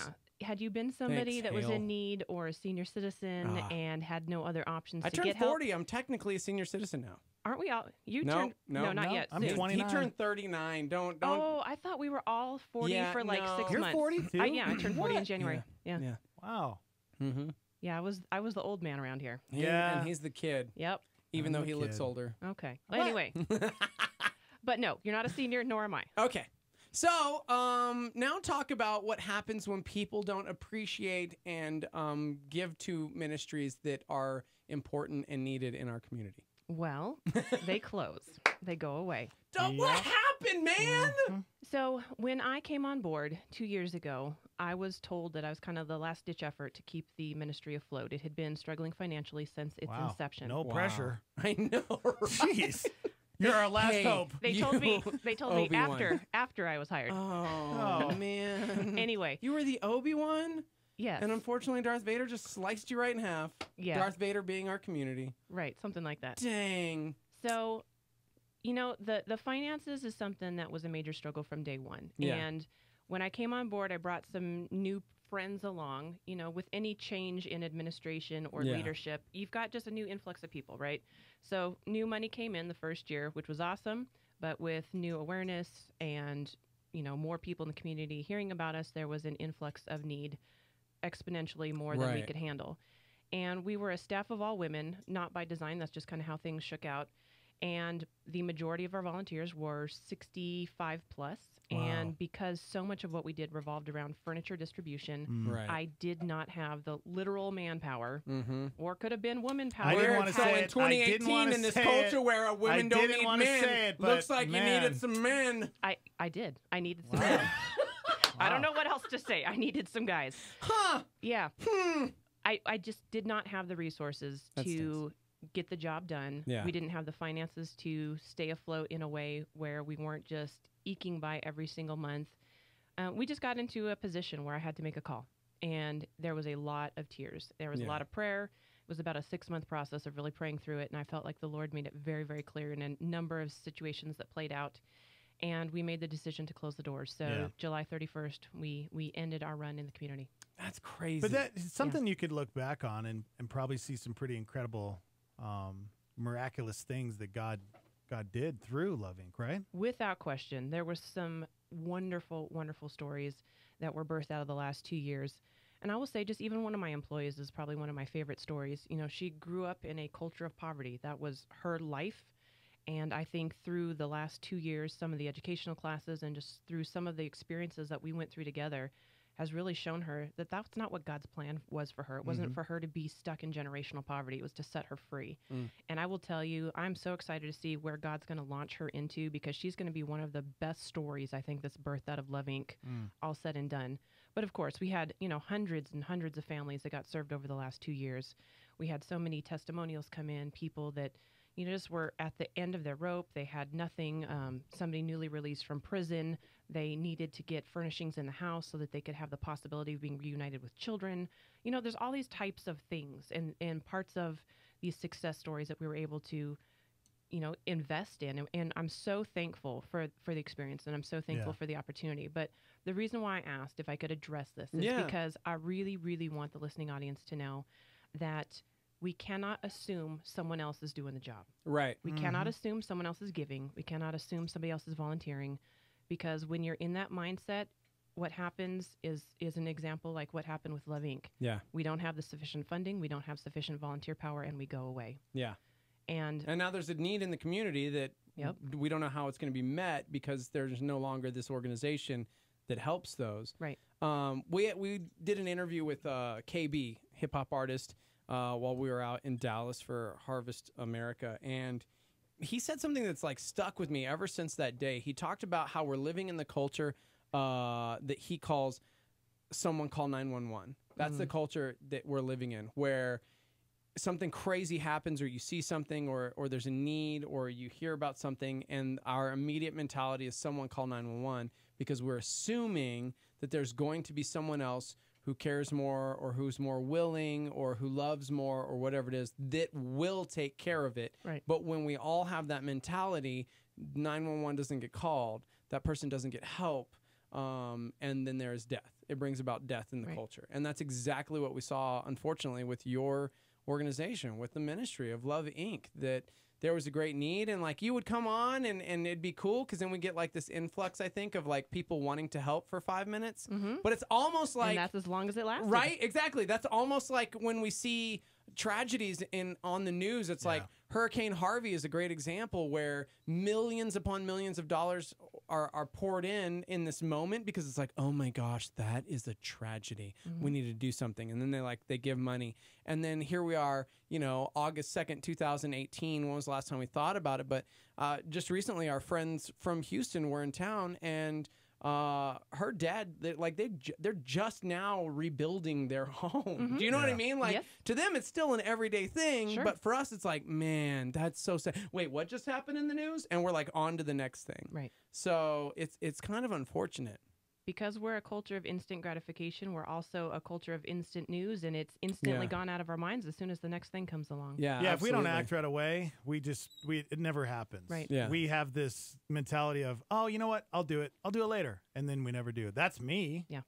Or I can say that I've been in situations where I have too many bills. I've got the car I can't afford. I got into a home I can't afford, and I just don't have any room. Yeah. I mean, maybe I'm not even tithing at church. How am I supposed to give to a nonprofit, Yeah. That's why it's so important to be good with what you, with great responsibility. Okay, no, comes with great power. No, you got, Write listen, that down. Spider-Man. I will. With great power. Gosh. I'm going to have an aneurysm today. It's not even about the money, though. I get that there's people that can't give. Yeah. But everyone, in theory, has some of their time that they can give. Yeah, absolutely. And I say in theory because I know there's circumstances, maybe you've got a kid who's really sick and who needs all of your time. Of course, I'm not asking you to, donate 10 hours a week to go serve in a soup kitchen when your family needs your attention. But, most of us have a few hours we can give a week or at least a month. And I will say that it's critical. I've been meeting with ministry leaders for, the whole 2 years, but really kind of it's intensified for the last 6 months. I've been getting together pretty regularly with Danny over at the Rocket Noonday and Pastor Hill over at Steelbridge. I've been meeting a lot with Mary LeCue over at CareNet. There is a common thread. It's not just Love Inc. I will tell you that this is probably one of the more critical times that any of these ministry leaders have ever experienced in Albuquerque, both with lack of finances and lack of help. And one of the things that Mary told me that just was disheartening is that they have to train 2/3 more volunteers than will actually serve because of lack of commitment. Yeah. Gosh. I mean, think about what that looks like, the time of your staff, and the training doesn't go to waste when you're getting educated about crisis pregnancy and things like that. It's not a waste. Right. But when you're looking at it from the organizational side or the administrative side, when you're having to have somebody there to train all these people and, 2/3 of them just don't feel called or flake out or whatever the reason, and God knows who needs to be the volunteer, but it takes a lot of time and it takes a lot of mental and spiritual anguish and discernment, right? Because here's a question, and I've been trying to like word it in my brain to where I sound less of a jerk face, but I'm just gonna come out and say it. I know, right? And that was the kindest word I could use for myself. How often did you see people abusing the system? Because my immediate question is, are we finding in our culture the lack of help and care and volunteering because as we have programs like this to help those in need, unfortunately, it also can cause a certain percentage of our population to just become lazy, knowing that somebody else will take care of them? Okay, that is the critical question. Okay. And that's not a jerk-face question. Well, that's what I thought. It was just like, there are definitely widows, orphans, and we as the church are called to care for those in need. Right. But then instantaneously, you've got half of the culture who's like, psh, I mean, this is the somebody call 911 mentality to the extreme. You know what? Pfft, my house is falling apart. I can't pay my bills. Whatever. Government. And they just are lazy, have the ability to do something, but choose not to, knowing someone else will care for them. So it's like, what is the balance? How did you? So here's my long-winded answer to this, Do- and it go has to be for a it. little bit long because Go it's for it. complex. Because it is, yeah. Good. You got 10 minutes. Okay, it'll be shorter than Okay. 10 minutes, I promise. Yes, there are absolutely people who abuse the system. Yeah. Without question. Yeah. But if our motivation as believers in giving to a ministry or a nonprofit, Right. in time or money, if our motivation is just to feel good about ourselves and that we've checked a box, Yeah. I gave, I served, if that's all we care about, we're not really helping the situation. Right. If our heart is, I want to see that person's life changed, Yeah. then it gets messy. It gets hard, Yeah. and it gets sloppy, and it gets uncomfortable. And I would say a vast majority of us, and I would lump myself in that category up until recently, up until I've been kind of face to face with this culture, I was in this category. I'd way rather write a check or go serve for 2 hours in a clean environment where I'm passing out cereal boxes to somebody. Yeah. Because that feels good. I feel like I've done my duty, but really I haven't helped anyone. Yeah. Maybe a food box has been given out, but that person's going to be hungry 3 days later. Yeah. Maybe I served a meal, but they're going to be hungry 6 hours later. And so it's the process of getting dirty and getting involved in somebody's life that's where the life change starts to happen. And I think that's where the mindset needs to shift in the church. Yeah. And I say that with, fingers pointing back at me. Right. It's hard. Yeah. If you've ever had somebody in your life who's got mental instability, who's got, drug abuse issues, Right. fill in the blank, it's awful Yeah. because you feel like, man, how long am I going to invest in this person and they're never going to change or whatever? But, are we called to just do what's easy? Right. Or are we called to, come alongside and stand with these people and help them through, and not to enable? No. That's not what I'm getting at. But Right. but the idea of mentorship and life change, it's long and it's hard and it's uncomfortable. Yeah. And you see that. That's kind of why I wanted to ask the question, because you see those who genuinely, because someone has to want to change as well. Absolutely. Because when enabled, they realize they don't have to because someone will care for them. Oh, but how long? yeah. You know what I mean? So it's like this tricky, this is the trickiest of balances. How long do I pour my heart and soul into this human being when I can see from the get-go they do not have a desire to change, they have a desire for me to care for them?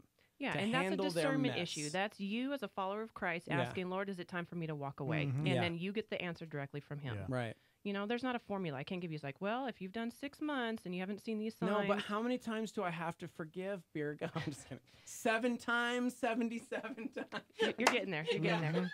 No, I mean, sincerely, this is a one-on-one conversation with the Lord about people that he's put you in contact with, people in your life. And if you don't have those people, that's a comfortable place to be, but Right. I'm going to guess that that's not where you're going to stay. And so Yeah. if you choose to serve and you really do want to be part of changing somebody's life and in showing them what the gospel looks like played out in real time, Yeah. it's going to get uncomfortable. Man. And nobody wants to hear it. So I don't want to hear it. What's next for Birga? I know, right? I'm like, hey. There's some things brewing. Yeah, you got some things okay. brewing? Coffee or tea? Is it Well, like tea in a few tea? minutes. Okay. Or, tea? sorry, coffee in a few minutes, and then maybe tea later. Because coffee's kind of like faster. They Tea's do have a like coffee tea's shop like, here. okay, shut I did not apply God. at SoPo, but I got a coffee date at 8:00 this morning. That's so. good. Good. I like that. Yeah, there are some things in the works. I think I will have a final answer by the end of this week. Nice. That's cool. That's awesome. Well, good. I'm glad to hear that. Yeah. It sucks to hear about Love Inc. or any ministry that because I've seen too many amazing ministries in our community close up shop because of lack of support, whether financially or, as you mentioned, actually needing the manpower to help. Right. And that's awful. How many times have you heard since Love Inc. shut down? Hey, I'm sorry. Just remember, when one door closes, another door God opens opens a window. Oh my gosh! Has he opened Probably the only, window? probably only 2 or 3 times. All right, but, well, let us be the third to tell you. I'm just kidding. but to be fair, it was just July 31st. Yeah, so we've it's only been- had 2 days. It's been 2 days. Wow, and it those is 2 3 days. times. Oh wow. Yeah. Yeah. Jeez. It's unfortunate, but seriously, dude, when God closed, I'm just kidding. You know, I do want to tack on something before we run out of time. Yeah. So on the 8th, August the 8th, I'm the co-founder for this group called Rally ABQ. This is a topic that we're going to be really addressing for ministry leaders, business people, community members who want to see our city transformed for the better. Yeah. And the question is, what happens when a nonprofit closes and kind of the health status of other organizations in town? Yeah. I'm going to be addressing kind of a little bit more in depth about what's gone on with Love Inc. Pastor John Hill from Steel Bridge is going to be talking about what's going on with Okay. them. Yeah. And they had major flooding last week. Their women's center, the live-in residency program, had major flooding because of the rain. They've got their own story to talk about. So he's going to be presenting. Elma Reynolds is going to be there. Yeah. Widow of Jeremy Reynolds, to talk Yeah. about what's happening with Joy Junction. Right. It's what a weird time in our community right now, as we see like Love Inc. closing, and as you mentioned, because Steel Bridge used to be called the Albuquerque Rescue Mission. A lot of people still know it as that. And yeah, major flooding. Jeremy Reynolds, head of Joy Junction, passed away. Right. So his widow. I mean, it's like, what is happening? There is a shaking happening, and, Yeah. and I have said this. I've used this word picture a couple of times. I word think we were the first domino to go down. Mm.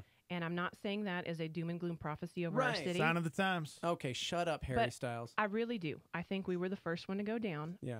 But in it, God's going to be glorified. And Yeah, if he because has when he to closes shake a us, door, Another okay, window opens. will open, and Is that- hopefully do you there's think a we're pie gonna be a domino on the that window folds? seal. Will you shut That's what I'm up? kind of getting from What this. are you talking about? You know, no, no, like- not so much. I don't even like dominoes. You guys, for the most It's part, like are pretty comfortable. cardboardy. So. I don't know about that.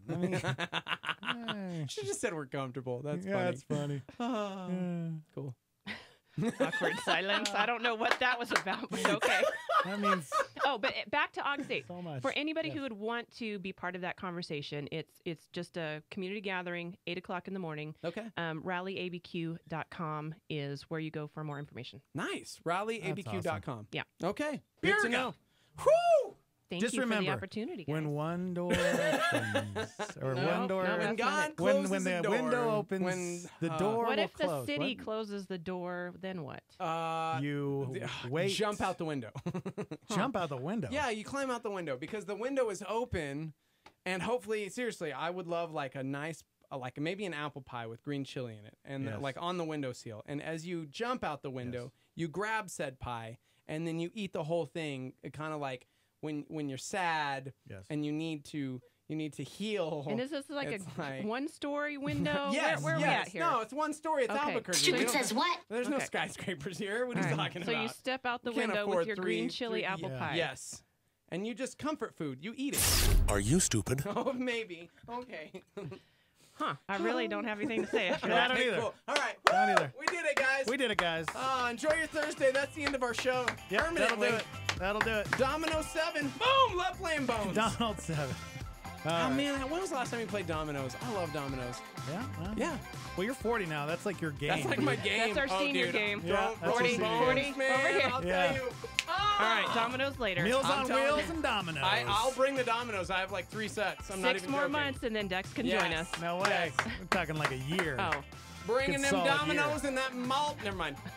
What? Huh? Malt shake? Yes, malt shakes. All right. Thank you, Birga. thank you. All right, we got to take a quick break. We're live from the Dreamstyle Remodeling Starty 8 Studios. Hang out.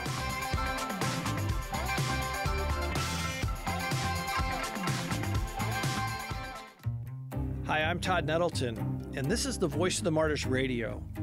When the Islamic State began its campaign of conquest and terror throughout the Middle East, Nimrud and his wife planned to flee. But they received a call from a church in the region whose pastor had left. Nimrud and his wife prayed fervently, then decided to stay. 3 years later, God called Nimrud to move on, but he left behind a legacy and a capable and mature body of believers. Today, that church continues to meet 3 times a week. Pray with me for Kurdish believers who are behind enemy lines. May their joy continue to light the darkness and bring others to Christ. I will not let my brothers and sisters suffer in silence. Nor will I let them serve alone.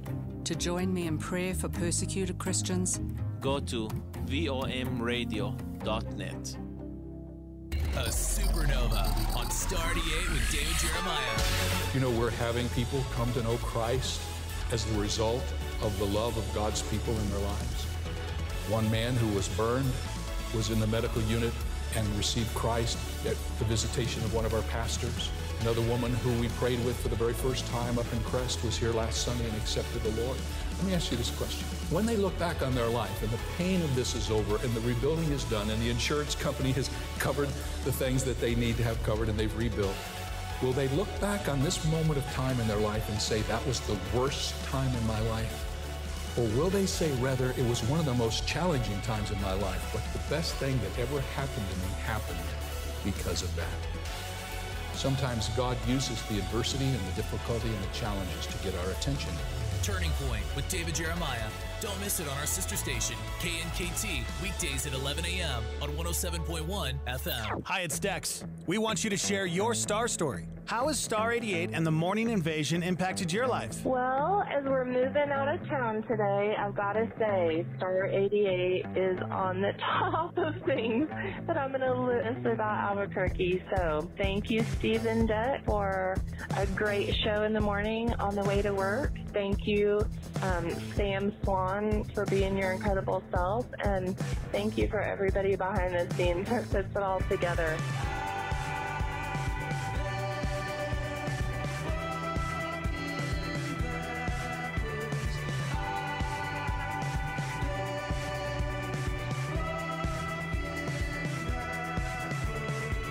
But I gotta say, Steve-O and Dex is primo.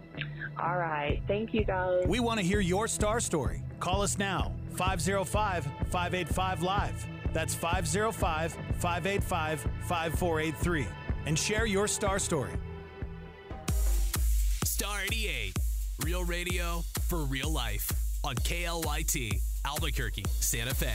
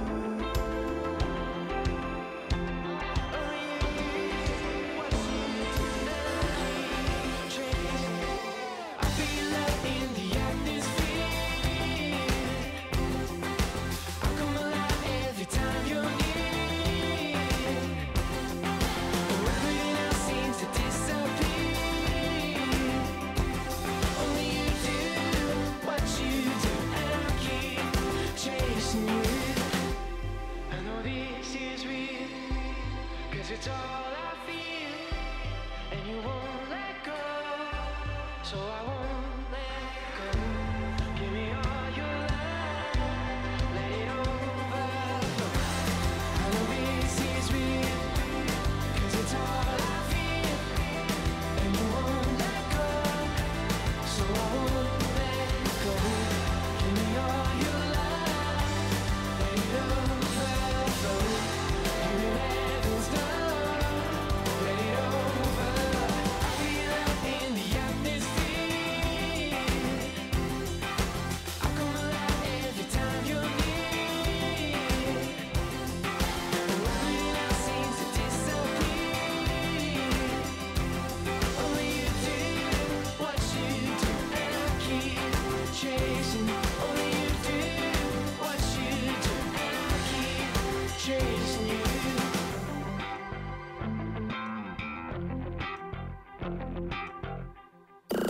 losing track. The Morning Invasion with Dex and Steve-O on Star 88. Get ready for the new teen craze that's blowing up the internet. It's Don't Be an Idiot. Quickly phasing out idiots pouring boiling water on their friends, jumping out of moving cars, eating Tide Pods, and choking on cinnamon. To those teens I just gave new ideas, don't do it. I just jumped out of my car to be on the internet. You don't want to be him. Okay. And luckily school begins soon, so you can learn not to be an idiot. Yes. Yeah. If it has challenge in it, just stay away. Yeah. Just run. It's good advice, right? What if it's like an eating challenge or a CrossFit challenge? No, dude. Health challenge. That's even worse. Oh. Eating challenge, you could choke. Yeah, I don't mean like, I mean like a health food challenge. You No, know, like dude. 30 days of like keto. to Those are scams, get dude. You stay away from them. All right, fine. No more challenges. Welcome to the show, everybody. Live from the Dream Style. I'm an idiot. I am. That promo was directed towards me. That's okay, man. Live from the Dream Style Remodeling Star 88 Studios. Coming up at 9, we have Shock Therapy Live with Pastor Nate Heitzig. So you guys get your questions in. It's an hour. Pastor Nate, Janae, Heitzig, get a women's perspective. Oh, we don't know for sure if she'll be in, but she usually is. She usually joins us. She's going to now because they're probably listening, and then Nate's You better like, get here, "Yes! Janae. Oh, You better get here, man! Janae. Gosh, bro, it was like Dude's Day. Okay. You just ruined it. No, Janae's the best part because we get the women's perspective, man. No, I mean, we're close with you. I mean, shut up. What was I saying? Oh, get your questions in. Studio at star88.fm. You please call. Call when we kick off Shock Therapy Live. That's the best way. You can be completely anonymous. And it's an hour where we're just kind of helping you through your struggles, the battles you're facing. Definitely not a theology hour. Last week we were dipping in there. I'll make sure not to even Yeah. read those questions. I apologize. That's right. It's my fault. Mm-hmm. Yeah. So, if you're facing something in your life right now, a struggle, an addiction, something's going on with your marriage, your relationship, that's what the hour's for, man. Yeah, just remember that all things work together for. Never mind. When one, Yes. when God closes a door, when one door opens, try not to freak out because he's invisible. That's what I'm going to start saying. Yeah. When God closes a door, when one God closes a door, remain perfectly still. It might have just been the wind. Yeah. Yes. And there are so many times there are well-intentioned people. No, you're right. But Their heart is good. Paul said, like, literally every time something bad happens, just remember all things work together for. Right? Yes, I know. Thank you. Paul said that in the Bible?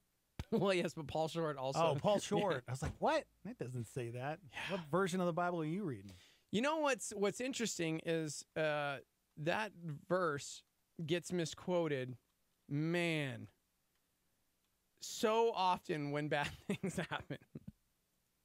Because it says, and we know that all things work together for good to them that love God and who are called according to his purpose. Pretty much the same thing, dude. No. Pretty much the exact same thing.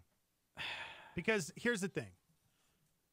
The person's heart behind the whole, hey, when one door closes, another door opens kind of thing, is that mentality as a Christian. It's we know and believe and have faith that we're going to be taken care of no matter what.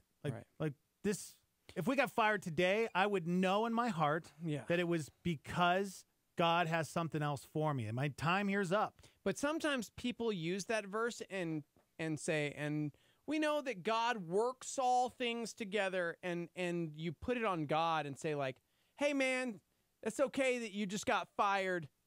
God did that, and he's I see what you're saying. got a purpose for you. Yeah. There's a purpose in this, and it's like, no. All things work together for good to them that love God is the actual phrasing of it. And so bad things can still happen. Sure.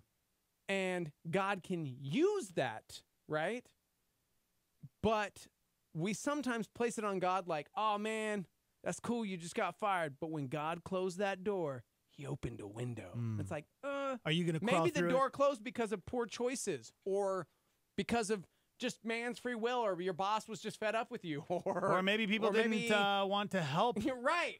You know? And so I have a hard time when it's like, don't get me wrong. Yes, God is sovereign, but I think sometimes we place so much like God did this, and like for me, this is just a stepping stone. This job right here is a stepping stone. Oh, where what you stepping on? To What my, are you stepping on? I don't know. Whatever God has for me. You know what I'm saying? Yeah, I hear you. Yeah. Because we know that God works all. Yep. Let's be careful with our words, okay? All right. Ooh. Wow. Yeah. Let's take it to the court. Let's find out what's happening here at the New York court. New York? Mm-hmm. Bolivar, New York court, to be exact. Julie Fletcher hanging out. Jules, man. Jules. Oh, look at Julie. She's drinking some of that Canada Dry ginger ale. That is my go-to on airplanes. Mm-hmm. The stewardess comes by, and I'm like, that's the only time to order that. It's free. And they say, sir, would you like a drink? And I say, ginger ale, dog. Mm-hmm. I actually posted a photo of that, and Canada Dry liked it. Isn't that weird? Wow. I know. They got too much time on their hands. Okay. So Julie, she's drinking her Canada Dry ginger ale, and she is glancing at the ingredients. Kind of noticed something. Noticed something was missing. Ginger. Ginger's missing. The ingredients are in order: carbonated water, high fructose corn syrup, which is terrible for you, citric acid, sodium benzoate, natural flavors, and caramel color. That is what's listed. No ginger. Canada Dry ginger ale, ginger ale. The can says made from real ginger on the front. So maybe ginger is part of the natural flavors they mentioned, but still, you would think it would be a more prominent ingredient. So, Julie just sued Canada Dry. Okay. What is happening? Is she hard up for cash? She's on to something, Did her man. nonprofit just close? So she's opening a new door herself. Exactly. Sometimes you have to open it yourself.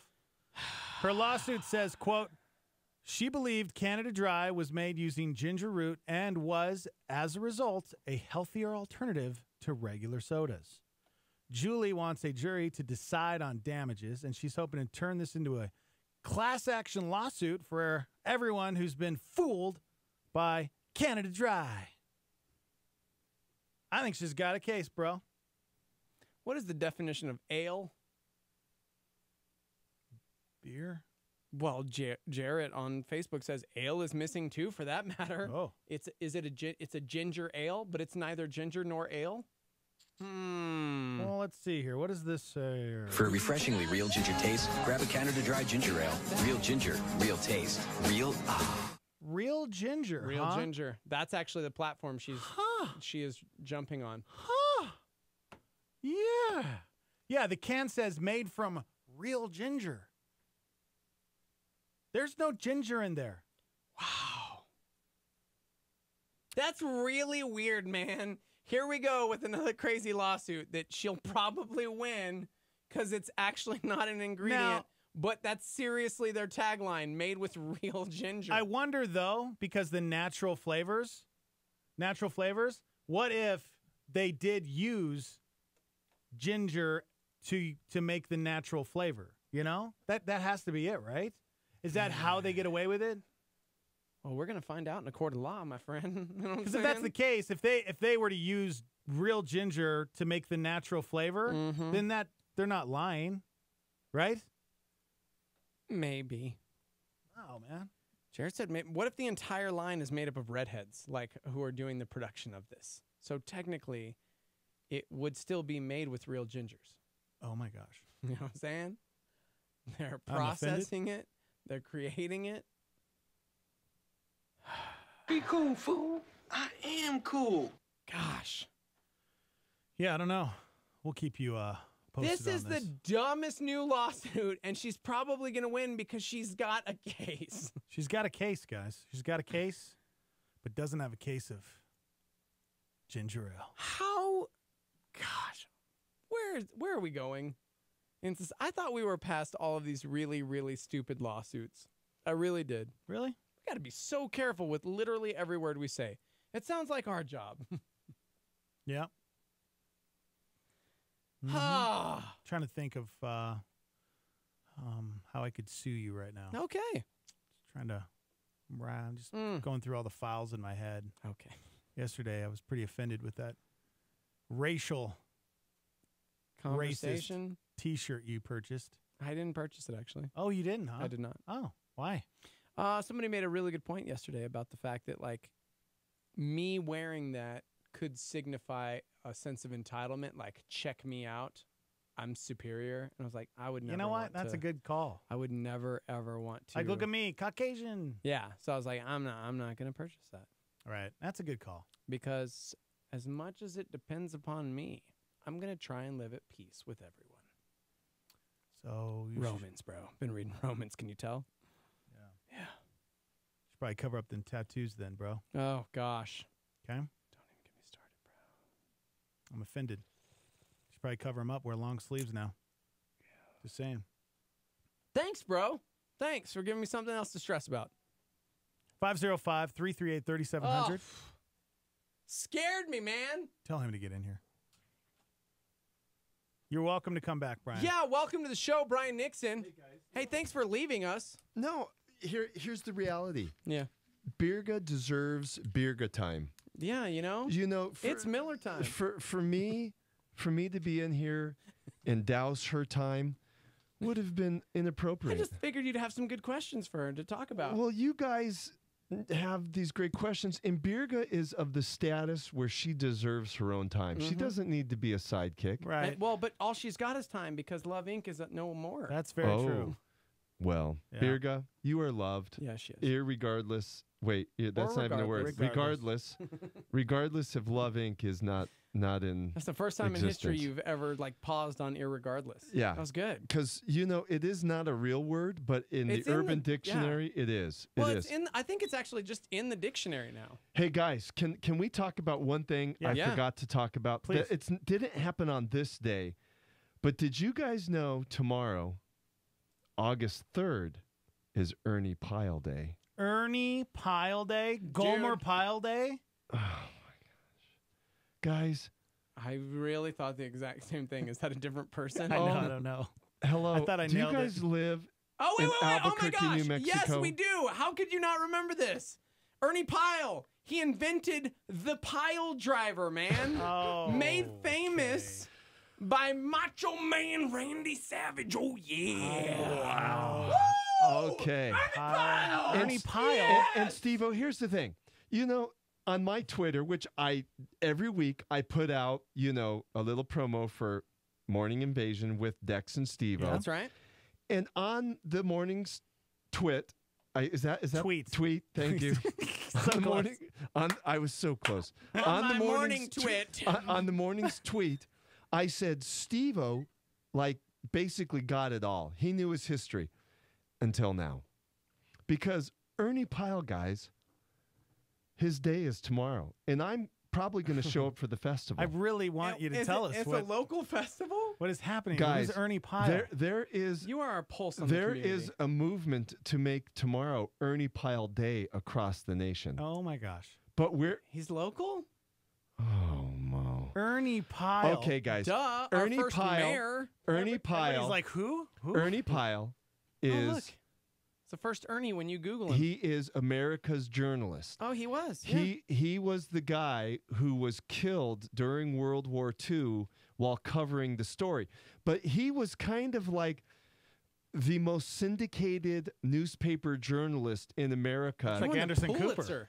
Yeah, he won the Pulitzer. And guys, he lived in Albuquerque. His house is on Girard, which is now, after he died, they turned his house into a little dinky library. Oh. But they did it in commemoration. So it's a monument to Ernie Pyle. I mean, you could check out books, but it's really, really small. Somebody work there all the time? Oh, yeah. Really? Yeah, it's part of the Albuquerque Public Library system. And tomorrow is Ernie Pyle Day. So at 10:30 in the morning, they're doing a little celebration. And you guys have to understand, Ernie Pyle Day, there's people across the country who want to make tomorrow Ernie Pyle Day and recognized by the United States government. His wife died here in Albuquerque. Influenza. That's right. Yeah, so it's the crazy thing is, so he was a guy who, before he started to do war correspondence, traveled America and did stories about common people. So as a journalist, maybe it would be what we would call immersion journalism or narrative journalism. He's kind of one of these architects. So he just got in his car with his wife. They drove throughout America and they interviewed people and he wrote stories and it was syndicated. And people just loved that he concentrated on your everyday person. Another amazing Christian in the arts, Charles Schultz.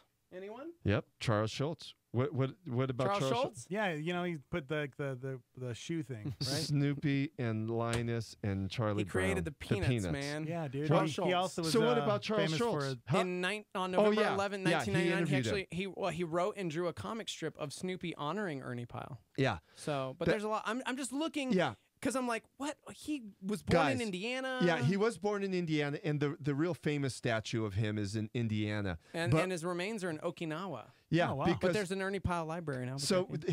here's the crazy sad part about all of this. So Ernie Pyle was going to retire from his war correspondence. I mean, he really was the voice of the soldier on the front lines. That's incredible. So he wrote several books. His articles were known throughout truly the world. Mm-hmm. And he just wanted to retire back to his little home here in Albuquerque. But then he got a phone call, and the military said, hey, one last tour of duty. Why don't you go cover Okinawa and go out there? Sadly, he was shot in the neck. So he was shot in the neck, and he never made it back home to Albuquerque so he could just kind of do his back to his normal journalism of interviewing common folks. But to this day, Ernie Pyle is considered one of the great American journalists. And the fact that, I do a little journalism on the side, and you guys haven't finished your article yet in answering my questions. Yep, but we need to recognize Ernie Pyle, even though it's tomorrow, even though it's August 3rd, we recognize him, and today's August 2nd, we still need to do a shout out for Ernie Pyle, a true American patriot, an Albuquerque resident, and an all-around great writer. There you go. Man. That's crazy to think. My grandpa, both my grandpas, they were in World War II. We're getting pretty close to, like, there's not going to be a whole lot of, like, soldiers that are alive. That's right. We're coming up on it. No, There's you're got to be right. very few left. My wife's grandpa, Cleo Beck, he was in World War II. As a matter of fact, he was on one of the ships that were hit during, the attacks there in the South Pacific. And, I'm so glad the family recorded him, just got his story on videotape at the time. And you're right. There's going to be a day when there will be no more World War II vets. Yeah. And so if any family member, any listeners are out there, and you have a family member who was in World War II, do yourself a favor. Get your phone, get some kind of recording device, and record their story. Because if you don't, it will be lost. That's one thing I wish. I wish technology was like it is today Right. when Right. my grandpa was still around. Right. Yeah. Because all I have is a few pictures of my grandpa. Right. I don't have any video. Yeah. Right. And my grandpa Toth, he was always the one with the camera. Right. He was always filming everybody else. So there's hardly Anything of him out there. Right. And how important it is to capture those moments of history because, those guys were there. And it's important for them to understand. grandpa. And look at my grandpa. Here I am holding in my hand a picture of That's my grandpa and Dex's grandma. grandpa. That's Grandpa Wilbur, Jim Wilbur. Wow. Yep. Holding your parents, I'm Yep. assuming. Yep. My mom, Betty Wilbur. Betty Wilbur. That's so cool. Probably Rick Wilbur. That's a great picture to Isn't that carry great? along with you. But tell me, Check that out, isn't dude. that cool that It's my Ernie grandpa, Pyle, Grandpa Wilbur, Pulitzer Prize winning journalist, lived here in Albuquerque? And tomorrow we celebrate Ernie Pyle's day. You know, in 1945, there was a film called The Story of G.I. Joe. Yep, that's about Ernie Pyle. Yeah, it starred Robert Mitchum. Really? Yeah. I didn't know it had a big name actor. In Prince, it's credited as Ernie Pyle's Story of G.I. Joe. It was an American war film directed by William Wellman. It was nominated for 4 Academy Awards. What's incredible about this is there's a middle school in Albuquerque, New Mexico, named after him. And a lot of times, you know, we'll see the schools or the whatevers, and we never know the story behind the people who were named after these places, whether it's the libraries or that. I had no idea. And reading his story right now, I'm fascinated. It's like, wow. Oh, he truly is a fascinating character, and that's why I wanted to talk about it there towards the end. Again, it's not today, it's tomorrow. Ernie Pyle Day is tomorrow, and Ernie Pyle Day is recognized in the state of New Mexico, as well as in, I think, Indiana. Yep. But there is a push to make it a nationally recognized, of course, people won't have the day off, but a nationally recognized day for Ernie Pyle Day. That's how influential this guy was. We should probably through take his writings. tomorrow off. Okay. You for guys Ernie should. Pyle Day. For Ernie Pyle Day. We'll do it for Ernie. He was born August 3rd, 1900. 1900. Yeah. 118 and what's years cool, ago. guys, you could go to the library. You could go to the library. And to celebrate, I am tomorrow. Are you? Tomorrow, oh yeah, tomorrow at 10:30. They have a. Why don't we go out to, we could still do the show. We can put best Yeah, of it. you guys could. shut So up. tomorrow at We'll be here, 10:30, guys. there will be the Albuquerque Boys Choir will be there. They're going to be singing some patriotic songs. Then there's going to be a UNM professor who's going to be talking about the life and legacy of Ernie Pyle as a journalist. And then there will be some little festivities. Now, you can't do this in the library because there's literally nowhere to sit. You know, the house is just full of books and, you know, a checkout table. But they do have a nice little plaque commemorating Ernie Pyle. They've got a little lawn space. So it's one of those things that we as Burkeans, you know, people from Albuquerque, we don't even realize the stature of some of our citizens. And he was one of them that truly should be recognized. That's cool, man. Gave That's his really cool. life for a cause. Yeah. Wow. All right. So there it was, guys. Ernie Pyle Day tomorrow. Yeah. So that's a little preview, you know. Mm-hmm. But Steve-O, I Glad you just shared came that. really mostly just to congratulate you.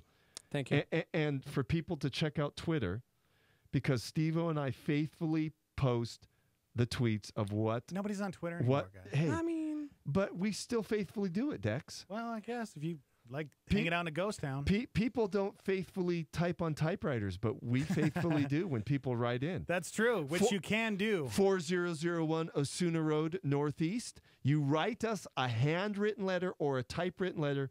We will type back like we did Rochelle. Did we not, guys? That's right. Hey, I would like to point out that in Merriam-Webster's dictionary, irregardless is in it. See? So there you go. There you go. It was popularized in dialectal American speech in the early 20th century. And as early as 1927, people were using it. So it's used primarily in speech, although people Steve-O, still you redeemed me. make fun of it. You because redeemed it's not me. a word. Okay. Thank you. Gents, Yeah. great being with you today. Heck yeah, man. Great. Birga, thanks for coming in Heck yeah, and man. talking. God bless you guys. God bless you. And Bye-bye. also with you. Peace be with you. All right, we got to take a break, guys. We got to take a break. We're live from the Dreamstyle Remodeling Star 88 Studios. We'll be right back. Many people live their lives in pursuit of temporary happiness. But is it possible to have lasting joy that endures despite tough circumstances? That's what Skip Heitzig explores in his lifestyle booklet, Technicolor Joy. Learn from one of the darkest yet most joyful seasons in the life of the Apostle Paul. The longest period of Paul's incarceration was the greatest period of Paul's impact. In other words, Paul's confinement was God's assignment. Beyond the beatings, shipwrecks, and imprisonments, Paul found joy in the most unlikely places and in the midst of seemingly hopeless circumstances. This inspiring resource shows you how to have the same kind of joy when you invite God to add color to life's most black and white moments. Call now to get your copy of Technicolor Joy when you give today to support expanding the Bible teaching outreach of Skip Heitzig. 800-922-1888.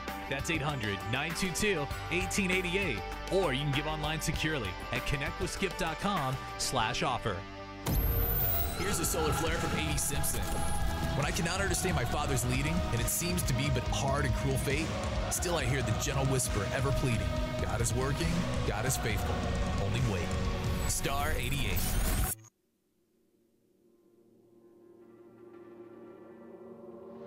Sometimes I think that I'm a dreamer, the one that's standing all alone. And sometimes it feels like it's forever since I've truly felt it all. What am I gonna do? What am I gonna do to feel like freedom's mine? What am I gonna do? What am I gonna do to feel like freedom's mine? Oh, I live like I never have, live life through the good and bad.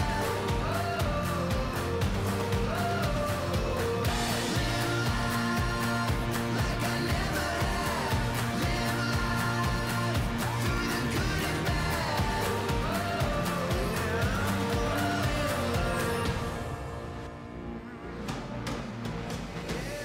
Some nights I stay up staring at the stars, wondering how far it goes. I know this life is all I have. Well, that's what I've been told. What am I gonna do? What am I gonna do? Will you go where I go? The time is now, not when. I'm reaching for your hand. Will you go where I go? Like I never have, live life through the good and bad. Like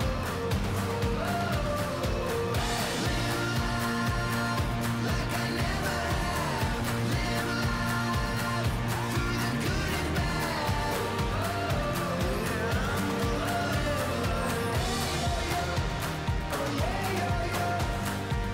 like it's the only one, like it's the only one we got. Like it's the only one, like it's the only one we got. Like I never have, live life through the good and bad.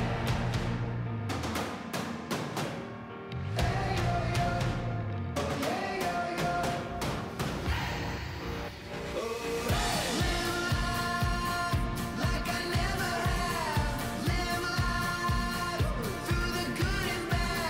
have, live life through the good and bad.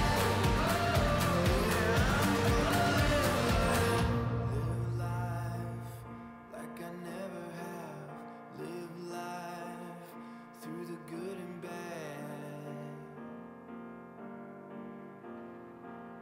I want to tell you, if you're a Jesus follower, you have to be on guard and aware. Watch out for the Deo Honuma moments. Need some divine direction? Here's Craig Rochelle on a Star 88 PowerPoint. And watch for the Deo Honuma moments. It could be something really, really big where the Spirit redirects your life. It could be something very seemingly insignificant that impacts in having a bigger impact. For me, it was 21 years ago when I loved where I was, loved my pastor, loved my church, and now, compelled by the Spirit, we must start a different kind of church. It's big and life-directing. It was the other day when I was about to text someone that was hurting, and it was Deo Honuma. Don't text, call. Call. And what turned into what was a momentary call ended up being a lot of tears and a significant amount of prayer and an incredibly meaningful conversation. Watch out for the Deo Honuma moments. Now that's a PowerPoint with Craig Rochelle on Star 88.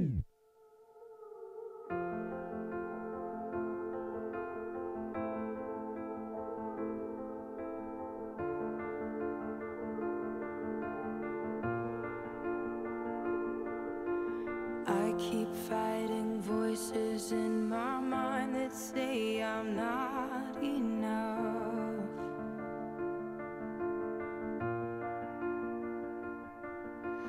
Every single lie that tells me I will never measure up.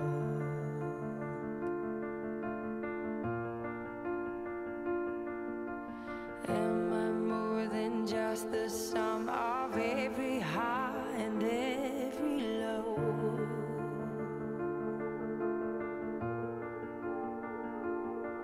Remind me once again just who I am, because I need to know. Ooh, oh, you say I'm loved when I can't feel a thing. You say I'm strong when I think I'm weak. And you say I am held when I am falling short. And when I don't belong, oh, you say I am yours.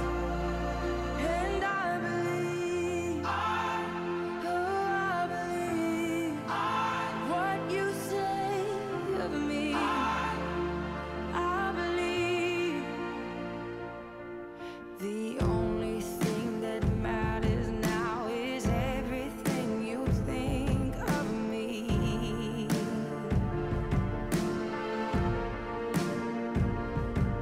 In you I find my worth, in you I find my identity. Ooh, you say I'm loved when I can't feel a thing. You say I'm strong when I think I'm weak. And you say I am held when I am falling short. When I don't belong, oh, you say I am yours. And I believe, oh, I believe what you say of me. Oh, I believe.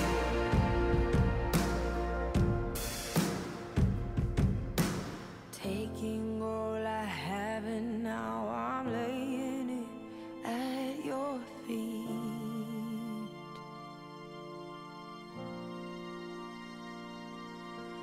You'll have every failure, God. You'll have every victory.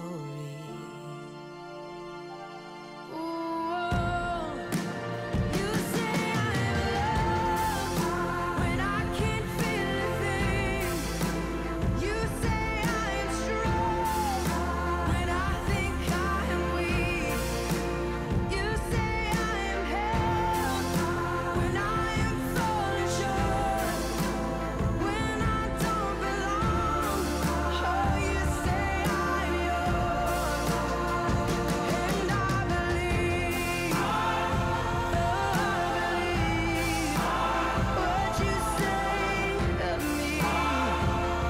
I believe, oh, I believe, yes, I believe what you say of me. I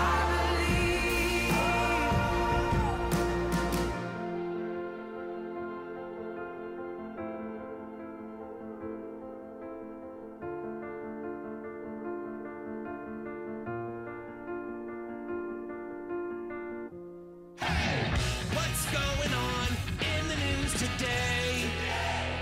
President Trump called on Attorney General Jeff Sessions to pull the plug on what he called a rigged witch hunt. The president is stating his opinion. The Ninth Circuit Court of Appeals is calling unconstitutional a presidential order blocking federal grants to sanctuary cities. The U.S. and Mexico have returned to the table to simply work through some difficult bilateral issues, a positive sign for the future of NAFTA. Vice President Pence is in Hawaii for a ceremony marking the arrival of American military remains. 21% of U.S. taxpayers will have to come up with more money to pay their taxes taxes next year because their employees withheld too little from their paychecks. Kroger's is threatening to stop taking Visa cards. Hackers targeted Chipotle, Chili's, Arby's, and more than 100 other American companies. Big changes at MoviePass, the discount service for movie tickets. It's raising its prices by 50%. Social media experts testified about how Americans are being manipulated online. The administration is making it easier for people to buy low-priced health insurance. But insurance companies can turn away people who have existing health problems, and the plans don't include the extensive benefits required by the Affordable Care Act.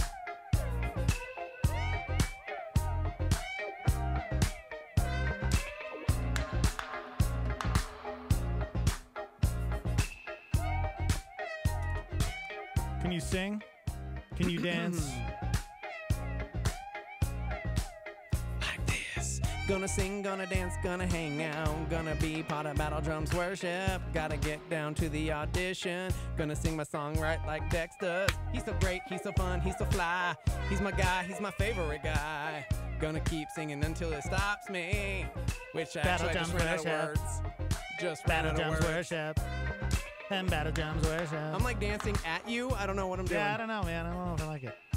Sorry, I'm just trying to get that Battle Drums audition going, man. Yeah, bro. Yeah, bro. Really want to be a part of it. Saturday, August 11th, they're holding auditions. So, hey, give it a shot, dude. Give it a shot. Maybe it's for you. You know? That's right. Percussion, keys, vocals, strings, bass, guitar. Yeah. Come on now. There's an application that you can fill out. CalvaryABQ.org, or you can go to star88.fm. Get all the information. Welcome, Starmy. Welcome. Welcome, welcome, welcome. Welcome, welcome. Welcome, welcome. Hello? How do we know Noah was white? What'd you just say? How do we know Noah was white? I don't know. Is this a joke? I know. Get that finger on the dump button. You better cough this Is this out. a joke? He had a pair of Crocs. Oh, gosh. That was...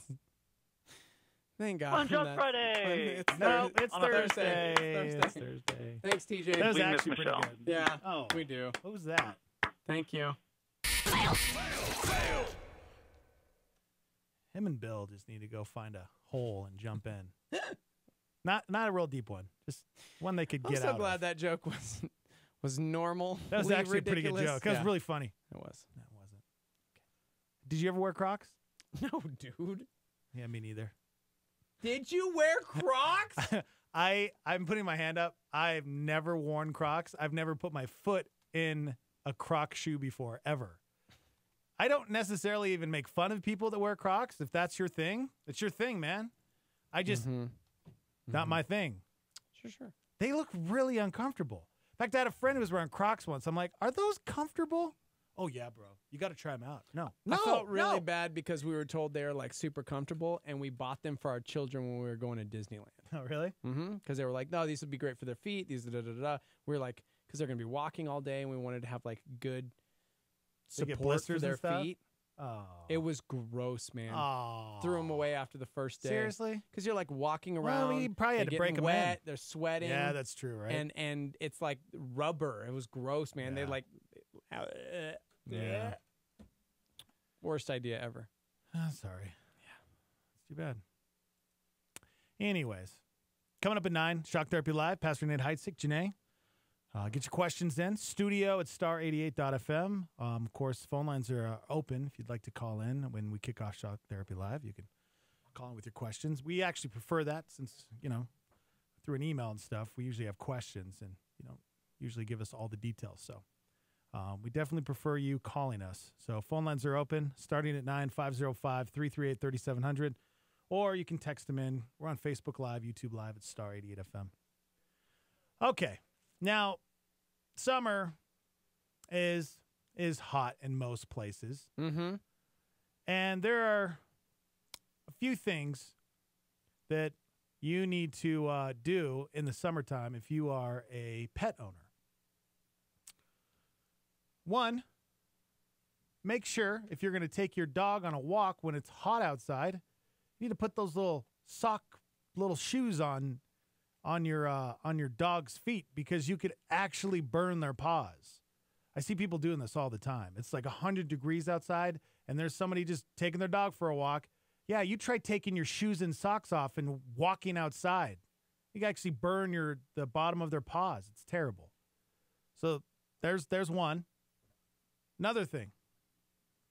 Do not ever leave your pet inside of the car when it's hot. You do not do that. They'll die. They'll cook in like minutes. They'll die. Yeah.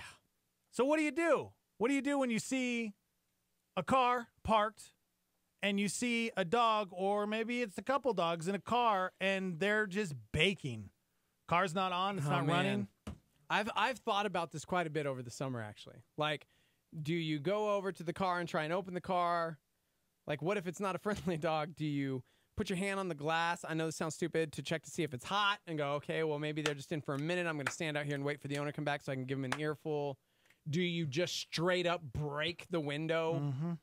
Seriously, we're talking about life or death situations here. Yeah. If I saw a human being inside a car, like a toddler in a car seat and like nobody else in there, you better believe within seconds I am shattering that window. Right. Well, you should do the same thing for any living thing that and you if see in there's a car. dog, I'm going. This actually happened to me. The windows rolled down. This happened to me last year, I think. What do I do? I was at a Walmart parking lot, and I pulled up next to this car, and I see a dog inside of it, and I'm like, you got to be kidding me.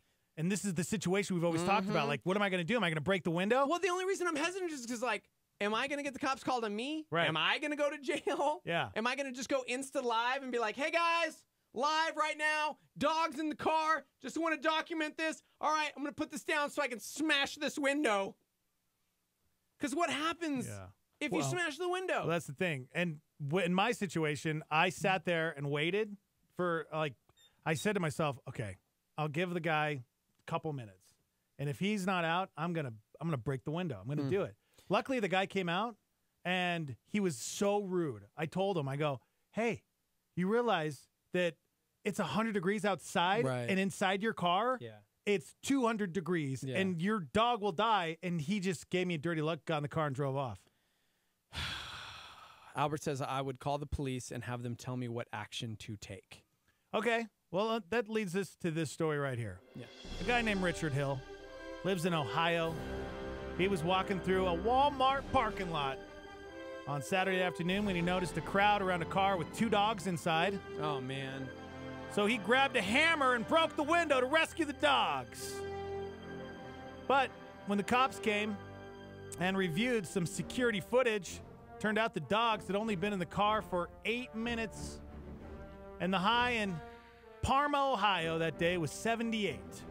Okay. So it was warm, but probably not dangerous yet.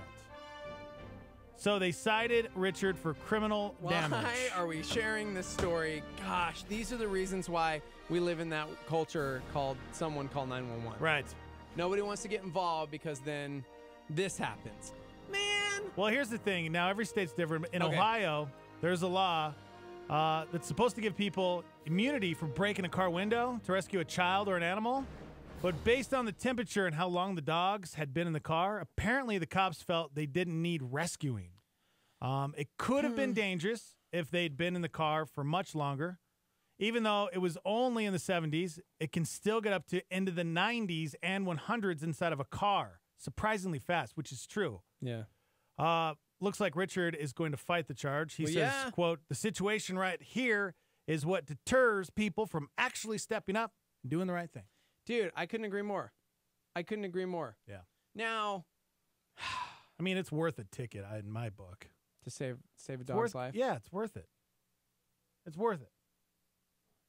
Because, again, if it's 78 degrees outside, your car can still get up into the hundreds. Yeah. That's what people don't realize, how hot it can be. And a dog in a car, you try putting a bunch of a fur coat on and then getting into a car that's over 100 degrees and sit there for 8 minutes, see how you like it. You know? Mm-hmm. It's just people don't realize. They don't get it. So if it's 100 degrees outside, cars could get up to 200 degrees.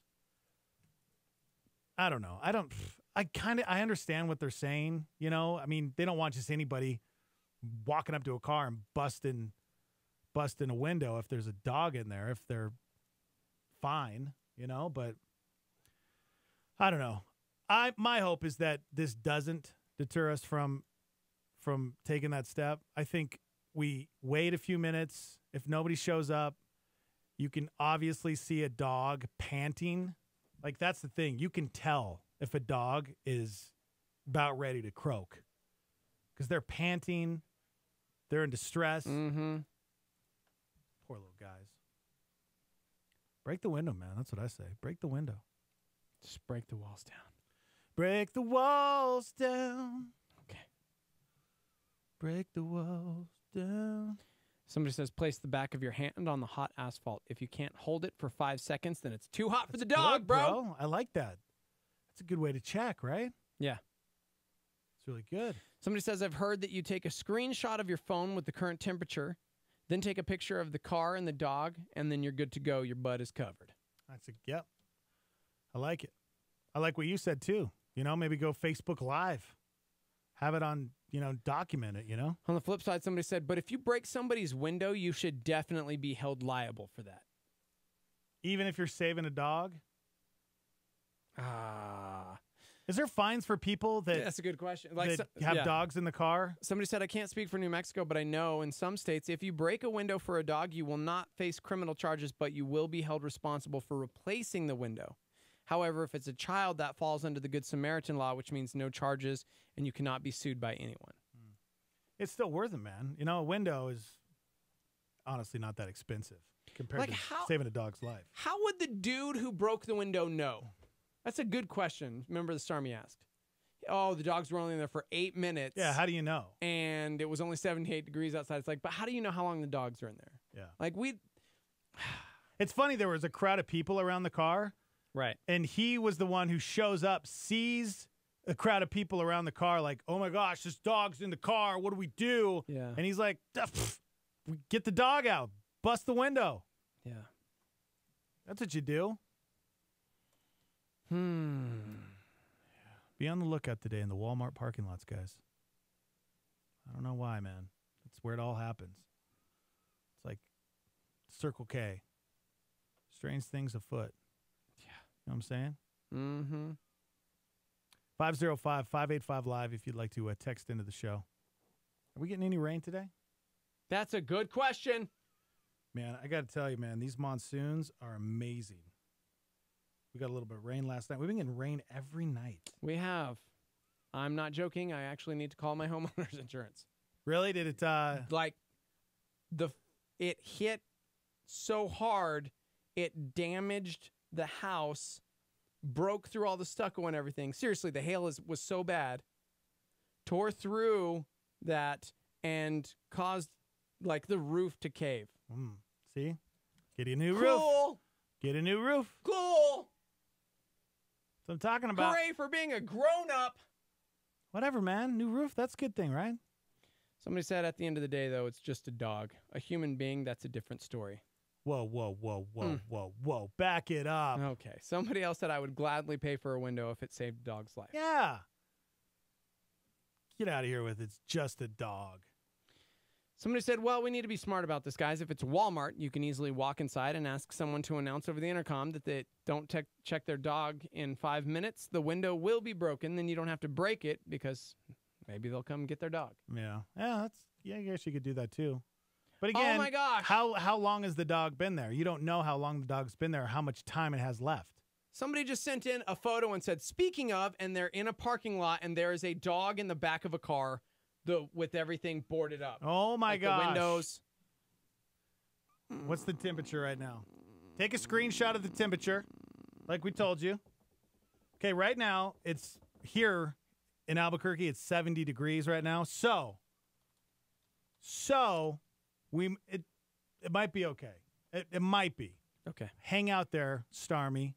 Hang at the truck and watch the dog. That's what I would do. And if that owner comes out, you need to give him an earful. To be fair, it is a pit bull. And What? I'm just kidding. Did you guys, just I'm say? totally kidding. I apologize. That is not a joke? It's not funny. Actually, our next door neighbor, across from us, has a beautiful pit.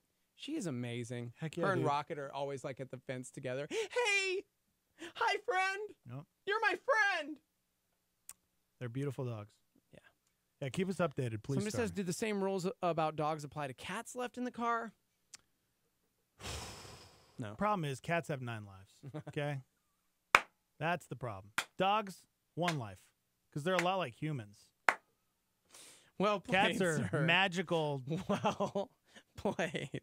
Egyptian witchcraft Yes, demons. yes. And they will survive 9 lives. So, no, not the same Yeah, thing. but just like the fact that you don't know how many minutes the dog has been in the car, you don't know how many lives the cat has exhausted. Yeah, that's Know what I'm saying? That's a good call. What When's if the this last is time you it? saw a cat in a car? I know, Like, right? What kind of weirdo Yeah. puts a cat in Who a car? drives with a cat in the car? Yeah. Yeah. That is the stupidest idea. I've seen a cat on a leash once in my life. Oh, gosh. And it's super weird. Did you go yell at that person for being an odd Super human weird. being? You, sir, are a weirdo. Well, that is a cat? What's funny is some cats think they're dogs. Yeah. And, yeah. I mean, you know what? Cats, they get a bad rap sometimes, but, you know. I can't be around them because I'm allergic. Yeah. Yeah. But, yes, there are some good cats. Somebody said, by the way, I would not recommend telling off a random stranger in a parking lot. That is how you die. Be polite. You're right. You know what? That's really good advice, especially here in Albuquerque. You could get shot. So you should probably be as nice as you possibly can. Be polite, but say, hey, just a heads up, just to let you know, in when it's hot outside, let's say it is 70 degrees outside, usually the inside of your vehicle is 20 to 30 degrees hotter. Just to let you know, because a lot of people don't realize that. By the way, another thing you can do is call Animal Humane. A few weeks back, somebody said they were at a Walmart. The lady left her little dog in the car, got Animal Humane, rolled up on her car, gave her a ticket for leaving her dog in the car. Really? Animal Humane can give tickets out? Boom. That's cool. Gosh. Mm-hmm. Be a responsible pet owner today. Guys, it's Thursday. It was on a sweet Thursday. Wow. Remember, the Starman just sent in a photo of them driving with their cat on the steering wheel. Pretty sure the cat's driving. You weirdo. Yeah, you're a weirdo. God bless you. You know? This is how we know God, he created us all like unique and individuals, and some of us have different gifts and talents and abilities, and some of us have stupid inclinations, like driving with our cat on the steering wheel. I'm just kidding. That's ridiculous. That is a catastrophe waiting to happen, am I right? Oh, That cat gets down near the pedals, and what do you do? What do you do? Nope. It's like, I need to hit the brake, but the cat's under there. I squish the cat dies. I don't hit the brakes, we all die. Nope. I'm just saying. Wow. Yeah. All right, guys, we got to take a break. Okay, good. We have Shock Therapy Live coming up for you next. Get your questions in. 505-338-3700. Phone lines will be open when we come back. Also, what's the live line number? 505-585-LIVE. That's 505-585-5483. And, dude, we have a wide open show today. So, seriously. Wide open? Get your question in, and it will be answered. Make it happen. Pastor Nate Heitzig, Janae, Shock Therapy Live. Next from the Dream Style Remodeling Star 88 Studios. Hang out.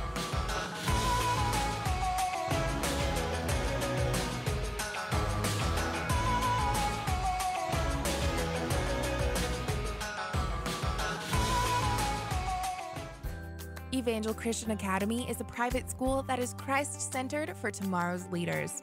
With affordable tuition, small classes, a great sports program, and a secure facility, Evangel strives to equip students for the work God has for them. Our high school utilizes dual credit through C&M by offering 4 courses on our academy campus taught by our staff.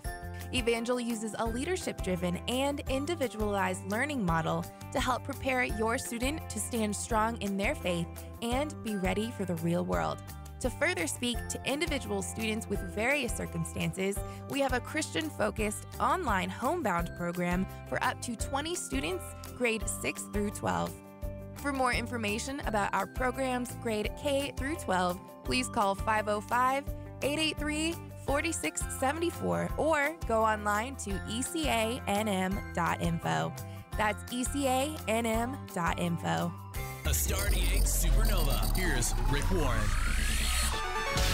The more you give to others, the more God gives to you. Now, why does he do that? Because God wants you to learn to be like him. God, probably the number one quality or one of the main qualities of God is he's generous. Everything you have in your life is because of the generosity of God. You would have zip, nothing, nada, if it weren't for God's generosity. You wouldn't even be alive if it weren't for God's generosity. He created you.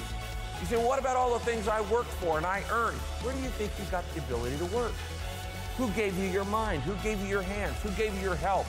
Who decided to have you born here and give you the freedom? Who gave you all?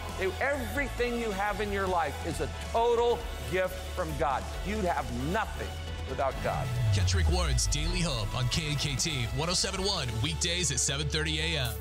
This is KLYT Albuquerque, Santa Fe. Rebroadcast on KKCJ Cannon Air Force Base, KPKJ Mintmore, K201CC Las Cruces, K203EZ Alamogordo, K207CQ Gallup, K211CW Hobbs, K212EH Silver City, K214DE Antonito, K218AK Artesia, K250AB Roswell, K293AO Alamosa, K228DQ Portales, in the free app for iOS and Android, and online at star88.fm.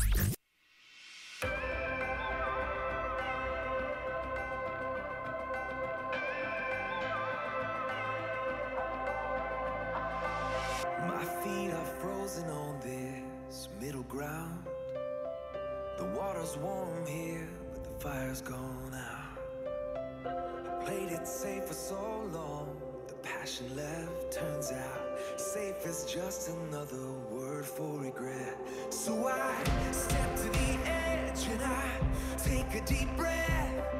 We're all down to live, but we're all scared to death. And this is the part where my head tells my heart you should turn back around, but there's no turning back now. I'm going all in, head first to the deep end. I hear you calling, and this time the fear won't win.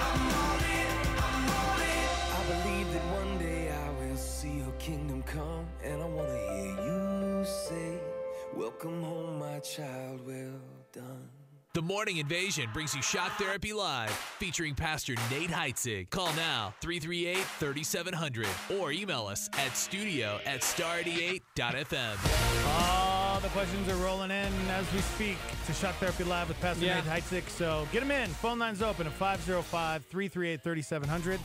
Studio@star88.fm. You can email us or you can text in the live line number, please. Steve? 505-5855, my bad. 505-585-5483. I was checking out this dog that was driving, bro. Oh, look at how people are texting in pictures of their pets driving their cars. It's so sweet. Man. So I got to admit, I'm the soulless one that genuinely. Oh my gosh! Don't say I would not want to. I would walk away because I don't want to pay for the window. You would let a dog die in the car? It's not my dog. Oh. My gosh. See, even with my dogs, I have this policy. It's called the totaled policy. Dogs are a possession like a car. So if the cost to fix my dog at the vet is more than the value of a new dog, the dog is totaled. So what's your price? The dog, no, if it's more than the new, so like I can get a new Rottweiler for $500. If the medical procedure is going to cost more than $500, I can get a new Rottweiler. The dog's totaled. Put the dog down. My parents had the same thing. It was $500 was their limit. It was like anything over that. Sorry. And actually, my dog, I took him to the vet because I can't remember what happened to it. But they go, "What's your price?" Because they ask you, "What's your price? Like, what's the most you'll pay?" I hate. And when I said they ask $500, and they looked at me and they're like, "Well, this is going to cost about $1,200." And I'm like, "Sorry." Yeah. And they actually lowered it to $500 because they would have to put the dog down. Yeah, because they have souls. Yeah, right. They love animals. Yeah. I don't love animals. I use animals. Yeah. Oh man, I don't know. I get that whole philosophy with the $500 thing, but man, I don't know. I think you need to save the dog. Okay. It also depends on what kind of dog. If it's a small dog, I'm letting that dog die for sure. What? You don't like small dogs? No, they're rats. Oh. That's Pastor Nate Heitzig here at Calvary. We're not affiliated at all with yeah, his we are. opinions. He's our boss. My opinions are Like- not reflecting of other people's opinions, but That's true. It's true, yeah. But he's still just the saying. boss.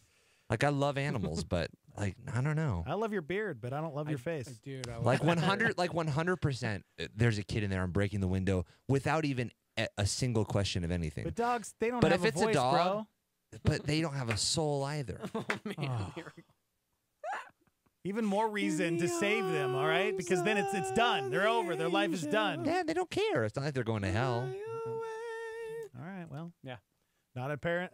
Dogs Go to Heaven. You should watch it. It's a great documentary. It's called It's a All great Dogs. documentary. All Dogs Go to Heaven, not Dogs Go to Heaven. No, it's Dogs Go to Heaven. Dogs. We ready to do this? Yeah.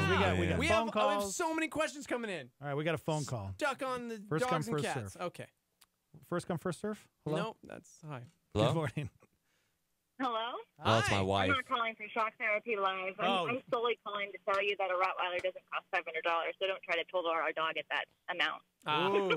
Well, we got both of our Rottweilers for free, so technically that means any money I have to spend at the vet, it's totaled. Usually the cheapest I've seen is $800. All right, fine. So, I'll raise my limit. You can total a dog around $1,000. But also, I will say this: there's a law of diminishing value. Like a car, like maybe maybe your car was $20,000 new, but 10 years old, maybe it's worth $8,000. So our Rottweilers, when they get older, I mean, they only have a so long of a life expectancy anyway, so the value goes down to like 200 maybe. Are people complaining right now? Because what? Is anybody complaining about? No, I mean. What? Oh, and P.S. That photo of the dog with me. Is you? Oh wait, that was you? Yeah. Photo of which dog? There's German so many Shepherd. coming in. The pit bull in the truck. The Oh, pit that bull? was you? Oh. I didn't see that one. Yeah, Yeah. you did. The one that you were freaking out on. You did. When you were like, oh my gosh, Stormy, help us. Did you break the window? Okay. No, he's fine. He looks happy. Okay. Okay, good. Granted, it is at the gym, and so I'm on my way kind of back there right now because my daughter forgot her bathing suit.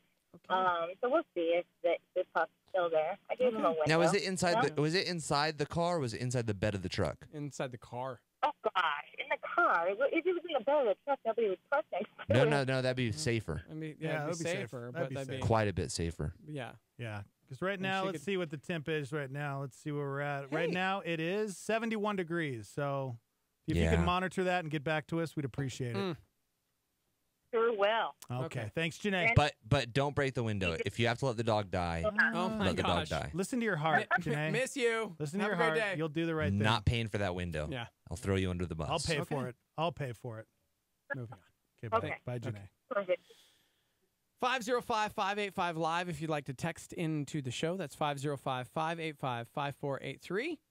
Somebody said, Shock Therapy Live question. This is something that was brought up last week when discussing the lady who pretended to convert to Islam to avoid being killed. Oh, that was just during the show. That wasn't during Shock Therapy Live. She said she didn't want to take her own life to save her soul, which leads me to the question of suicide. I grew up Catholic. I was always taught if somebody committed suicide, they're automatically destined to eternal hell, no ifs, ands, or buts. I asked because my friend's daughter took her life, and my friend is understandably having a hard time with this. May they be reunited in heaven one day. How do they talk to the friend about this? Yeah, well, this principle that if you commit suicide, you go to hell instantly and there's no way around it, it's not a biblical principle. No. It's not talked about. This concept isn't talked about in the Bible at all. So the hard part that I have is if we take this kind of thinking to its logical conclusion, it also means that if you get in a car accident and right before you die in the car accident, you drop an F-bomb.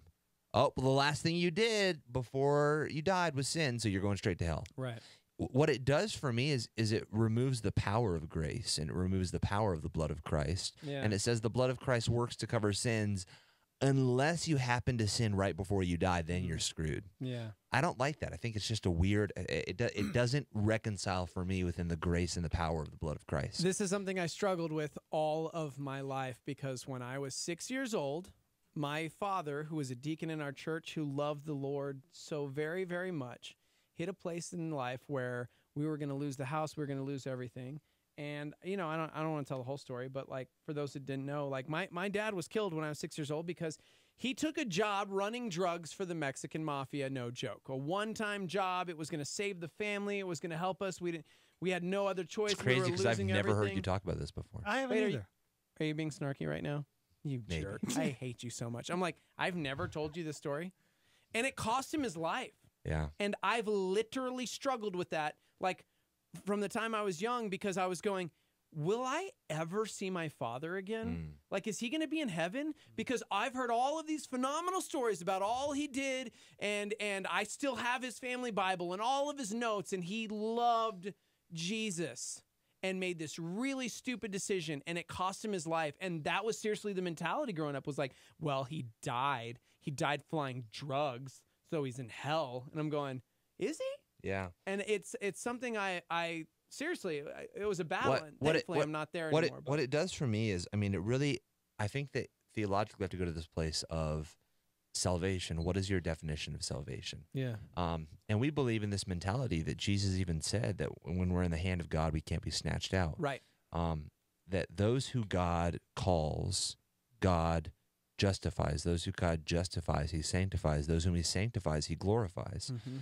And so if there's been a genuine conversion experience for somebody in their life, I believe that you can't be snatched out of God's hand. Now, I really want to go to this place of a genuine conversion experience. Because what it does for me is to say, well, yeah, they're in hell. It means that nothing can snatch you out of the hand of God except suicide. That will snatch you out of the hand of God. Nothing can snatch you out of the hand of God except running drugs right before you die. That can snatch you out of the hand of God. It becomes all these additions that the Bible doesn't talk about. Yeah. And so I believe if there's been a genuine conversion experience, that you can't be snatched out of the hand of God, and that if you die, even if you die because of or in spite of a sin that you've committed, you can still be forgiven for that. And isn't that the whole premise of the gospel? Is that, look, sin has ramifications, and guess what? One of the consequences of slitting your wrists is dying. That's a earthly consequence of sinning. One of the consequences of running drugs in an airplane is maybe getting shot down or getting in a plane crash. One of the consequences of having sex outside of marriage might be losing your marriage, and it might be getting a girl pregnant. These are physical consequences, but the premise of the gospel is that God, through his grace, no matter how much we've sinned, no matter what we've done, can remove the spiritual consequences from our sins through his grace. There's still physical consequences, but the spiritual consequences, we don't have to bear the weight of that. He bore the weight of that on the cross. And so if we believe that, then it means that, yes, maybe you slit your wrists, maybe you took too many pills, and you have to experience the physical consequence of dying because of that. But if you have a genuine repentant heart and relationship with Christ, the spiritual consequence, the weight of that consequence doesn't fall upon you. It falls upon Christ on the cross. Yeah. Hey, I do want to point out, because somebody said, hey, I'm Catholic and the church does not teach that if you commit suicide, you automatically go to hell. This caller is misinformed. But historically, they have. Historically, absolutely. The Catholic Education Resource Center talks at length about that. I don't want to get into like a religious debate, but you're both actually technically correct. The church, the Catholic Church, for centuries actually did teach that. It was a mortal sin, and by taking your life, you were condemned to hell.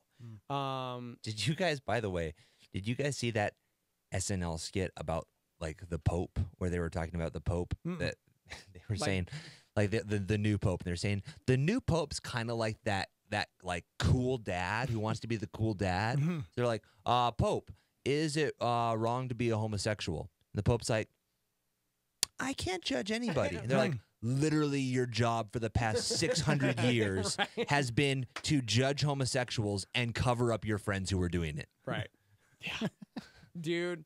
And so it's true. Like, seriously, for hundreds upon hundreds of years, that was the stance. And thankfully, within this last 50 years looking at it, whereas they still give about 7 definitions of why it is a mortal sin, the end result is only God can read the depths of our soul. Only He knows how much we love Him and how responsible we are for our actions. Therefore, we now leave the judgment to Him and Him alone. So they do now offer a mass for the soul of a suicide victim, but they did not always. Which I will just say this really quick, and I'm not doing this to say, oh, Catholicism's wrong. I know a lot of Catholics who are very strong believers and who love Jesus Christ, and I'm sure that they're going to heaven. But any religious system that you can have a set of rules and then somebody other than Jesus or the Bible can change those rules is it's very wearisome to me, because it shows that the religious system is set up on a base of man's decisions, not upon the Bible's decisions. Right. So any religion that can say, oh, yeah, well, 200 years ago, if you would have committed suicide, you would have gone to hell. But luckily, you weren't born 200 years ago. If you do it now, we're not sure.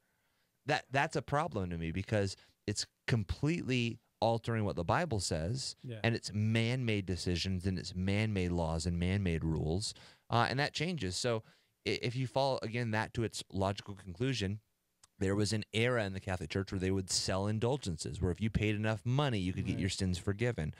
And so, you know, oftentimes I'll talk to a Catholic person, they'll say, well, that's not the case anymore. So, but because of the belief system that you hold, that the Pope, that these people can make these religious decisions, are you saying that those people back then were forgiven for their sins because they gave money? Right. Because if that's the case, then it was true then, just not true now. So, and I just, a lot of religious systems do this. The Mormon Church does this. The Jehovah's Witness do this, where their laws and their rules will change based on who decided, yeah, that's not wrong anymore. Or, yeah, that's, you know, that was then, this is now. It's an issue for me. You know, what's really interesting as you talk about that is this story came across the wire this morning, and I really wanted to dive into it, but we ran out of time, and it's Shock Therapy Live. We don't have to get into it right now, but to continue further what you're saying, to illustrate it, Pope Francis yesterday actually changed the Catholic Church's stance on the death penalty. Wow. Yeah, they reversed it. He believes now it is inadmissible because it attacks the inherent dignity of all human beings. It's a new teaching contained in the Catechism number 2267, saying that the previous policy of basically not promoting but allowing the death penalty, or saying that it's, you know, it's outdated, and that there are other ways to protect the common good, and that the church should instead commit itself to working to end capital punishment. So they've reversed that stance, which I thought was very interesting. But that's a conversation for another day. We have so many questions to get to. Yeah, Shock Therapy Live. You guys can call in 505-338-3700. Good morning, everyone. I have a couple of close friends who hit a rough patch in their relationship. She decided that she needed a break from the relationship. Of course, I told my friend I'm not a big believer in the word break. You either want the relationship or you don't? Do you guys agree, or is a break a healthy thing for a relationship? Depends what the relationship is. Married? Mm-hmm. Did they say they're married? It doesn't say. I honestly think that it can be a really, really, really healthy thing in a dating relationship to say, you know what, we've been in this for a long time. I think we should take a break. And because this is what happens, we get blinded by a relationship. So when you're in a relationship for so long, it's easy to get blinded to the truth, to the reality of certain things because you've been in it for so long. Right. But when you take a break, you can gain perspective. You can get out of the situation a little bit, and you have this chance to really, like Janae and I, before we got married, we took a little break where we we were like, man, like, do we really want to do this? And we said, let's take a break and pray and seek the Lord, and then come back after 2 weeks and decide if we really want to do this. I think it's a really healthy thing to do because you can get perspective. And a lot of people I find, they'll get married and they'll regret. They'll say, man, I wish I would have just gotten out of it for a second to be able to see it from a different perspective. And man, I'd rather take a break and not live with regret than not take a break and be like, no, we're in this, and then regret. Yeah. So I think taking a break can be really healthy. And now I will say this, even in marriage at times, we wouldn't call it taking a break. We'd call it separating for a time rather than divorce. A lot of times in a marriage, when situation gets really, really, really sticky, we as pastors will advocate for a time of separation to pursue reconciliation. Yeah. That's very rare, but even that at times for certain reasons can be effective. Man, we have so many questions coming in, and I like this because they're kind of like, boom, hitting them hard and moving on. Mm-hmm. I had a really good Sir Mix-a-Lot joke. Moving on, okay.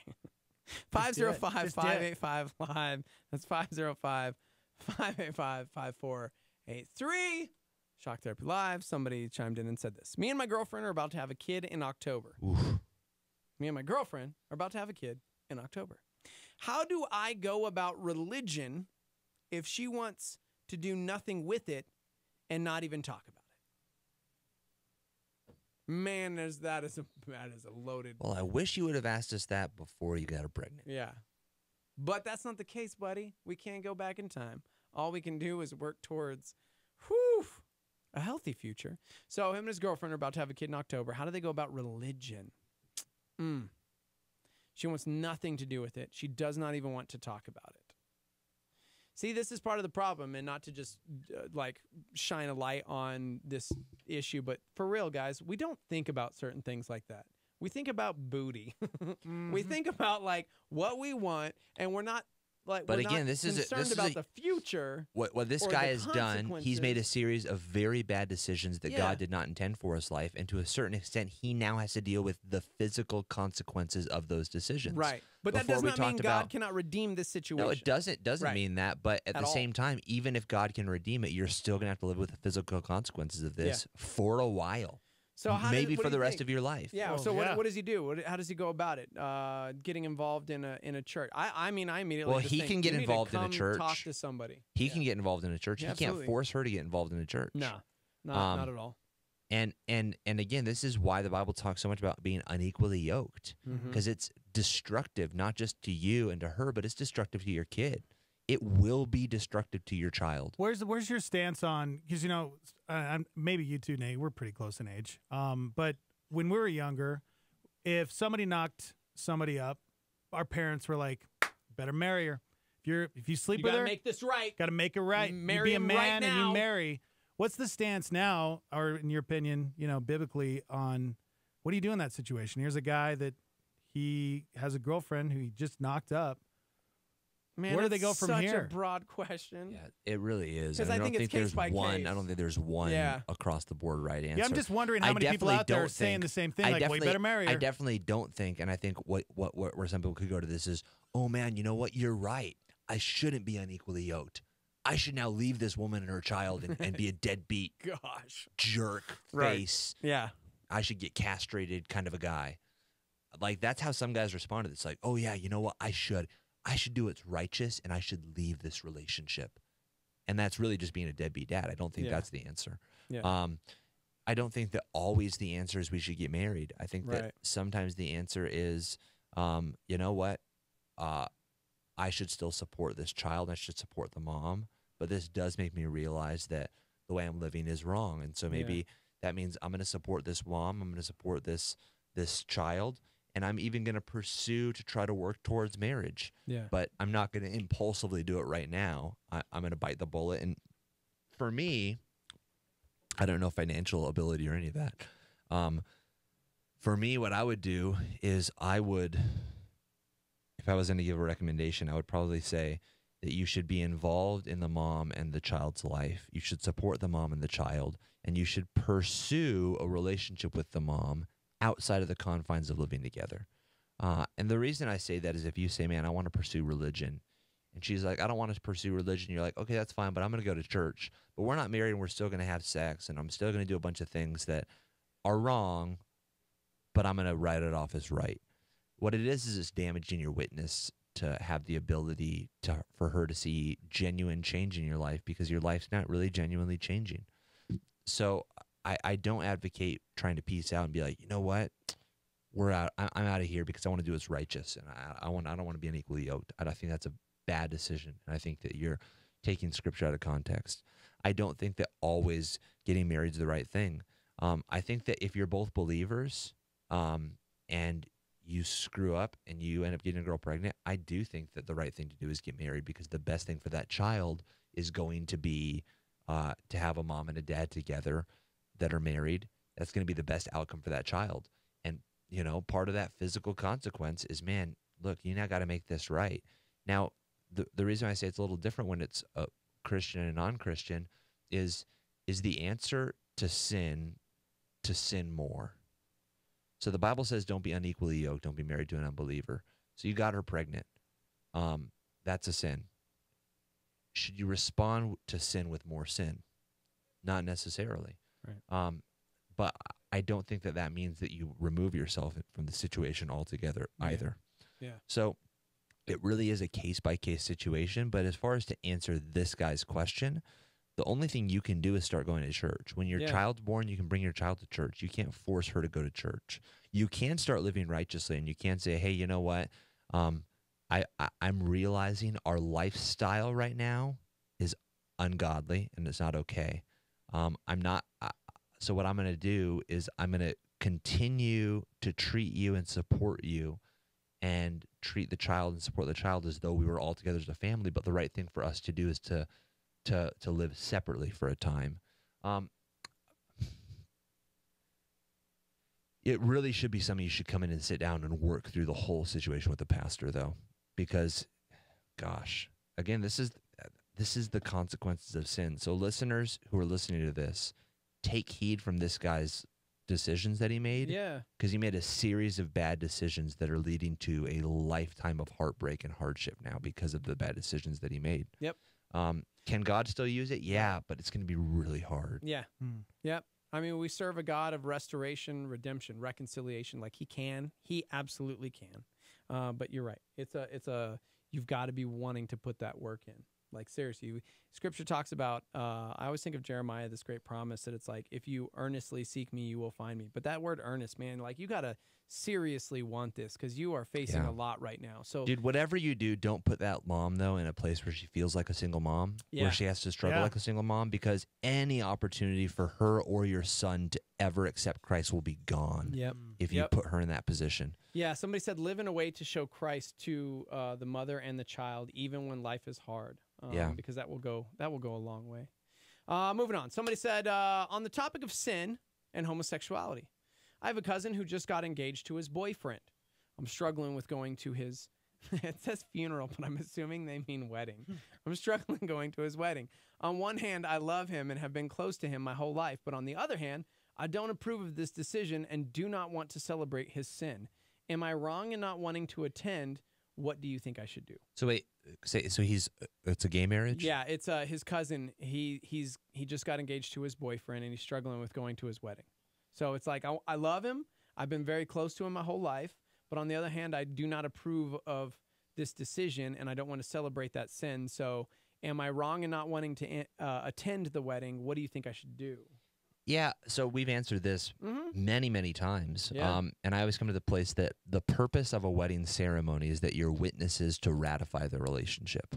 So I personally would recommend not attending the ceremony, but possibly going to the reception after, bringing them a gift, letting them know you love them, letting them know you care for them, but not attending the ceremony because, and you can have this conversation with them before, say, look, I love you guys, and, you know, nothing can change that. But spiritually for me, attending the ceremony shows that I'm an approver of and that I'm ratifying the marriage, and I can't do that. But I'm happy to come to the reception. I'm happy to come, you know, let you guys know that I love you and that I care for you and that I'm here for you. That's kind of the standpoint that I take. Okay. Shock Therapy Live. Phone lines are open, 505-338-3700. You can also text into the show. What's the live line number? 505-585-LIVE. That's 505-585-5483. Moving on. I've heard Pastor Nate say Plan B is pretty much abortion. I have used this in the past on more than one occasion when I missed my pill. I have asked for forgiveness to get right with God, even if it was long ago. Is it wrong to even be on the pill now? I honestly don't want any more kids. I'm 36 and have one child. Been on birth control since I was 19 years old.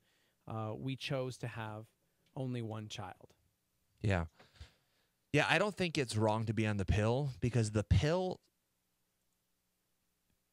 prohibits conception and life from starting. So it's not, whereas Plan B will take, so that's like, oh man, I forgot to take the pill.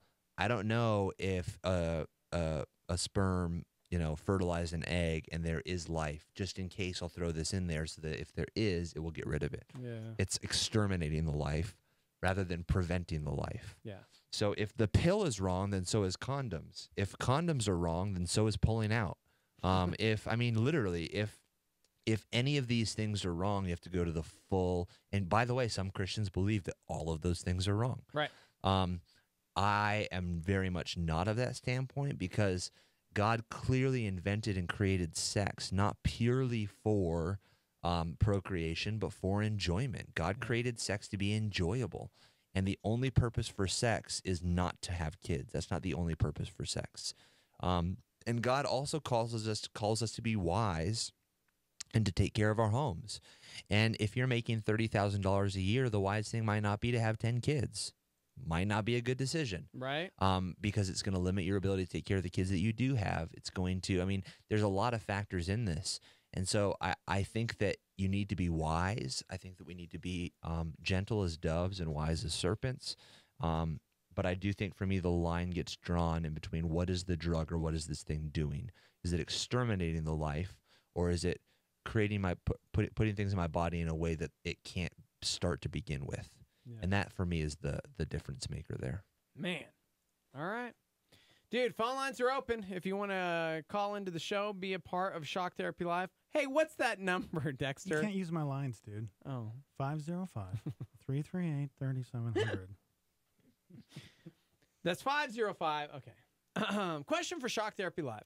What process would you use to decide what church to go to? Is it as simple as picking one and serving there and ignoring preferences? Are preferences okay to take into account provided the church is not outside, quote, biblical standpoints? Is this an area where you just love Jesus and do what you want, or is there more to it when deciding what church to attend? Yes and no. Yeah, right? So for me, the primary purpose for church is to get taught the Bible and then get discipled in the Word. That's the primary purpose. How did you pick Calvary as your church? Yeah, how did that happen? Well, it started in 1985. Yeah.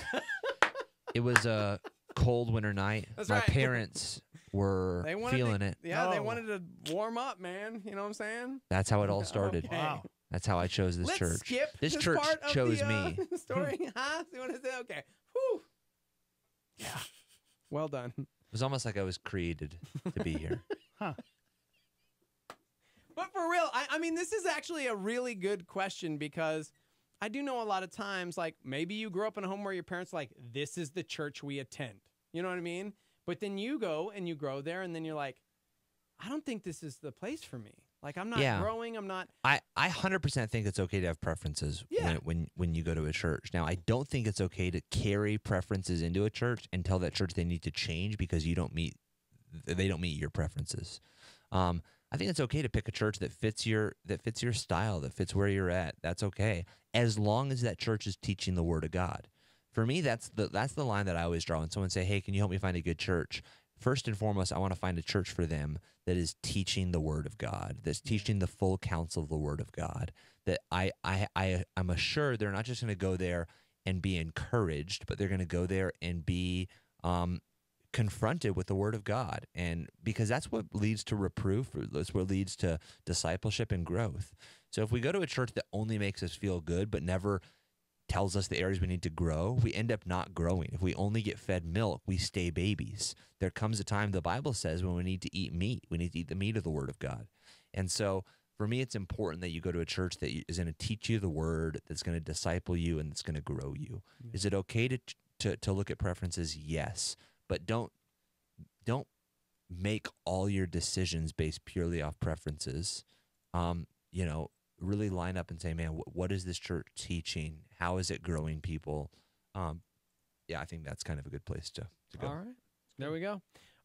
Stephanie chimed in and said, I don't think it should always be the woman's responsibility. However, why can't her husband get a vasectomy? They're both done. If they know this, then should he do something since she's been doing the vast majority of the work?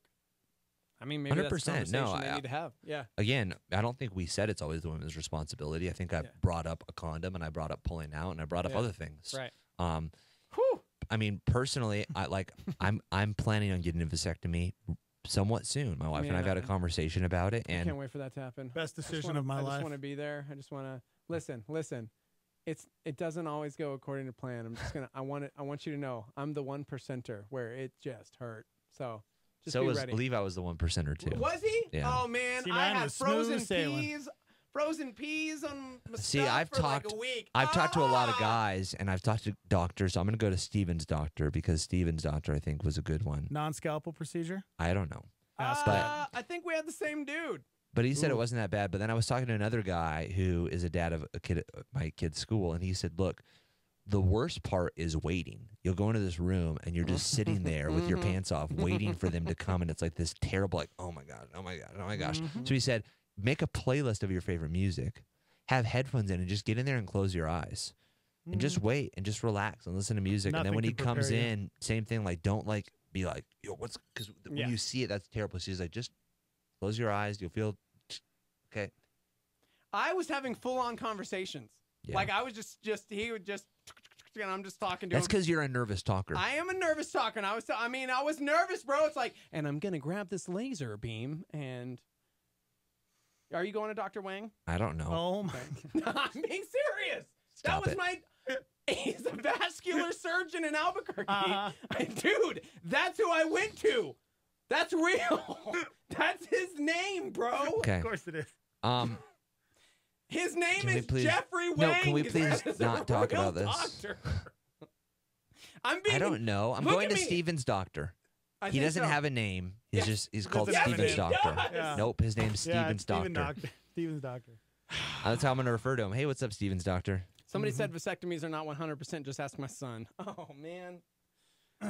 Well, sounds like you should have done a little research and gone to Steven's doctor. Here's the thing, though. This is what you need to do, though, Nate. After you get it done, you're supposed to come back and get it checked. Yeah. Like, hardly anybody ever does that. I did that. Oh, I will do that. Yeah. Guys, I'm not being funny. That's really my doctor. Okay, that's you don't have to bring it back up. I'm just it was saying. gone. It was going down the road. You brought it back up. Yeah. Called the cab back. Okay. Whoa. I wish I could. I'm trying to discern. We got sent a question, but it's like speak to text to speak. So I am a guy who has a pretty severe crime on his record. When I was 16, taken because I was angry with him. Taken because I was... Stupid kid. That crime is now preventing me from being able to gain any sort of steady employment. I have a wife and a beautiful baby girl, but I've been getting so depressed at being unable to provide for my family properly that I've been looking at various life insurance policies with the thought of taking my life and therefore providing for them. I know this is not right, but I really don't know what else to do at this point. Any advice or thoughts are appreciated. Wow. Gosh, man. Well, thoughts and advice, definitely don't kill yourself. Yeah. Because what you're telling yourself is that's going to be better for them, but I can tell you 100% it will be worse for them. It will. Your son would rather live a life with you, Baby girl. poor, Yeah. than live a life without you with some temporary money that will probably go through pretty quick, and then they'll still be poor. Dude, again, bringing it back to my dad, who died when I was 6 years old because he was like out of ideas and thought he would do this one thing that was going to take care of the family. It nearly destroyed us. And he was not there to provide any kind of relief or comfort or answer any questions because he was just gone. And there will be, think of your baby girl, you want to make their life better, you need to freaking stick around, because I will tell you right now, selfish individual, it will ruin her, because a daughter needs her father more than they need a dollar bill.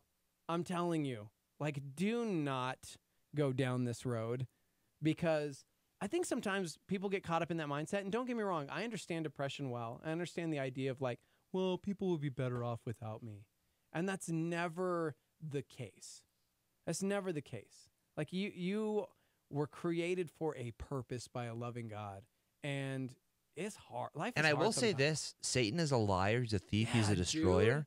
If Satan can blind you to your purpose in life with the mentality that you have no purpose in life, that's a tactic that he has, because Yeah. again, God did create you for a purpose. God does have a purpose for your life, and Satan's goal is for you to not see that purpose, because when you find that purpose, you become a threat to him. So if he can distract you with these thoughts, then he can distract you from your purpose in life. He can distract you from what God created you for, and that's his goal. That's his job. He's a liar. He's a thief. He's a destroyer. So he 100% wants you to believe, oh, my family's better off without me. Oh, and not even just your life. What if your purpose in life is to be there in your daughter's life, and your daughter has a crazy, incredible purpose that God has purposed your daughter for? But if you were to commit suicide, that could alter your daughter's course of life, and she could miss out on the purpose that God had laid up and stored up for her. What if God has ordained her to be an incredible preacher? What if God has ordained her to be the president? What if God has ordained her to be a doctor and save people's lives? But what if when you commit suicide, that alters her course and she falls into depression and she never experiences the purpose that God had for her because you did that? So there's this, again, what's right is always right. Yeah. What's wrong is always wrong. What's right is never wrong, and what's wrong is never right. So to commit suicide, yes, can you go to heaven? Sure. But is it still wrong to commit suicide? Yes, it is wrong. What's wrong is never right. So when you ask this question, man, what should I do? Well, you shouldn't do what's wrong. You should do what's right, because that's going to, that ultimately, as we make those decisions, that's what leads to God's purpose and God's plan for our lives. When we walk through the right doors, not the wrong doors. Man, good. Oh, people are chiming in with other practical things like, by the way, most life insurance policies don't pay out for suicide, so your plan has got holes to begin with. I immediately texted him directly some information, including a hotline where he can call. But again, man, if you're somebody struggling in this area, if you are going through this depression, this anxiety, this hopelessness, I hope you're listening right now, because never, ever, ever is that the way out. Like, that is, it's so horribly overly selfish, and it breaks my heart, because I think people just get to a place where they think that it'd be better for other outside parties, and man, your wife needs you, your baby girl absolutely needs you, and the damage done is irreversible. Like, there's no, you talk about how you did something really stupid at 16 years old, and that's on your, quote, permanent record. But you're still breathing oxygen, and you can still make different decisions today. The decision to take your own life is a permanent one here on this earth. There is no going back from that. There's no, and so understand that you may have this stain on your permanent criminal record, but you can still make change in your life today. You can still do something today. But when you take that very final step to take your own life, there is no reversing that. There is no going back from that. There's no changing that decision. It is a permanent one. That's right. With far-reaching consequences for more than just you. And you need to hear that. So I hope you're listening, and I hope you call that number Please get help.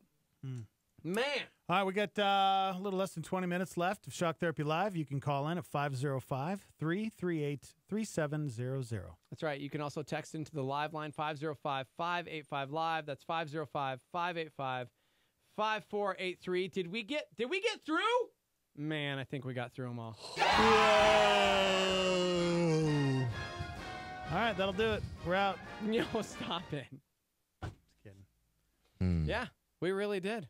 So we Wow. can talk about dogs and cars again now? We can, I mean, Dogs and cars and dogs and cars and dogs and cars and dogs and cars. Exactly. Whatever we want, because, maybe people have thoughts and questions, but they're like, they've got plenty. And we actually, what's going on? How do we got through like 12 questions like that? Well, rapid fire, man. Well, while we wait, what do you think of, we talked about this morning. There is a job opening in Colorado. Oh, man. And in the job Colorado. offer. What do you think about that guy who got shot defending his own house? Oh, yeah, I heard about that. Isn't that crazy? That was horrible. That's awful. I know. Gosh. Anyways, there's a church, and in the job offer, they're looking for a pastor that will be pastor of the church, but he has to read sermons word for word from famous pastors. So Craig Rochelle. Yeah, Craig Rochelle was the first one mentioned. Andy Stanley, Stephen Furtick were mentioned in the job posting. And you get about 10% of wiggle room to kind of put your own spin on it, but pretty much word for word, that's what you're going to be teaching. This is real. And This for the was first job year, they're going to posting give you in Colorado. they're going to give you 90% Of of the all tithes. the tithes. Yep. For the first year, they're going to pay all your like bills, everything. 90% of all the tithes, but how big's the church? Well, Right. We don't know. We don't know. What do you think? Yeah. Man, Mm-hmm. that's weird. Yeah, weird, right? We started discussing like, okay, let's talk about satellite campuses. Or What's the difference between like a Yeah, satellite but campus just if that's the versus- case, then just call up Craig Rochelle and say, "Hey, Right. we've got this Hey, can we church. We'd use love this?" to make Right, it. we No, said we'd that love too. to make this a campus. Yeah. Like, Yeah. let us be one of your campuses. We Like, got money. We got, yeah. 'Cause yeah, they that's do. weird. Maybe weird. we should call them. I mean, I know we got to get finished on the West Side campus first, but a Colorado campus. Am I right? Maybe they're just high. That's exactly what I said. Maybe they're just high. They're like, it'd be so cool if we instead of watching these podcasts, we got someone to read them to us. Bro. Yeah. Bro, that's a great idea. Hey, sure, this wasn't a. How do you think we're gonna? Babylon How do you Bee. think we're gonna get them? Do you think anyone actually wants to do that? What if we just give them like 90% of all the money we have? Oh man. We'll just give them like 90% of it. Then they'll do it. That's brilliant, man. That's exactly what happened. It was a high It's conversation. probably fake news. If you call them, they're gonna be like, did we really write that? Did we? Did it mention the name of the church and what town it was in? I'm going to find it right now. It's at churchstaffing.com, which I didn't even realize that was real or existed, but apparently there's a website where if you just want to be in ministry somewhere in the world, yeah. I wonder if it's a prank. It's just a church in Colorado. I doubt it's a prank, man. Listen, bro. Find the if actual. you Find the actual have posting. A higher calling. Am I right? Because Colorado, higher calling. Fine. I waste all my good jokes on you. Oh, idiots. because it's the Mile High City. That's exactly why. Nailed it. That's it. That's it. Nailed it. Let's see. Colorado. I'm not even. By the way, looking while at we're the live line talking about this, anymore. you guys can feel free to call in. Shock Therapy Live is still underway. 505-338-3700. Senior pastor? No. I bet, you know what? I bet you this is a fake news story. Why is it a fake news story? It was in Relevant Magazine. That's real, bro. Okay. Wrong. Yeah. Sorry. Okay. Okay. I'm moving on. Moving on. I'm going to go back to live line questions. We got a question? Yeah. Hey, by the way, he's a guy that texted in about suicide and the life insurance policies. Said thank you. Saved the number, the number for when life does get really hard. Appreciates everything that was said, and it has really helped. Sometimes we just need someone to slap us, and I appreciate you guys. That's good, God man. bless you. Dude, hang in there, good. bro. Yeah, man. You got this. Seriously, you grinding it out. You You got do. it. You've got this. The simple fact that you reached out and said, "Hey, I'm contemplating this," shows your willingness to breathe oxygen. Yeah, man. Your willingness to survive. Your willingness to get through this. As we mentioned earlier, we do serve a God of redemption, a God of restoration. And I don't know what you did when you were 16 years old, man, but God can use you today to do incredible things. And just by being a father to this beautiful daughter that you've been blessed with. So, yeah, man. I will survive. So here's something interesting. As we talk about this, a question came in on the live line. Speaking of the area of depression, what if it's your spouse? How do you minister to a spouse who suffers in the area of depression? I think, one, you have to understand that you don't understand how they feel. My wife struggles with depression, and I constantly got to remind myself that, like, when I see her, I'm like, hey, what's wrong? That sometimes there might not be something wrong. It just might be the depression. Yeah. And that I don't understand how that feels. You need to be willing to talk even when you don't want to talk. So you need to be willing to say, hey, like, what's going on? Like, let's talk. Like, how are you feeling? And sometimes I think you just need to know what their love language is and just speak that love language to them when they're feeling that way. So if their love language is touch, and you can just tell they're in it, just go give them a hug. Just let them know I love you, and just hold them. If their love language is acts of service, just go do something for them. So you learn how to speak their love language and pull them out of that. I think pray scripture over them. I think encourage them to get in scripture. Say, hey, let's go through this book together. Hey, let's do this Bible study together. Because as we look at the Word of God, I think that the Word of God casts out fear, and that it begins to replenish our souls. So I think that can be a really healthy thing to do as well. Yeah. So there's not, one and done answer. I think it really is a mentality of you got to really learn them. You got to learn what that depression looks like. You got to learn when that depression manifests. And each person has ways that you can work through depression with them, but it's different for each person. So you got to learn that path.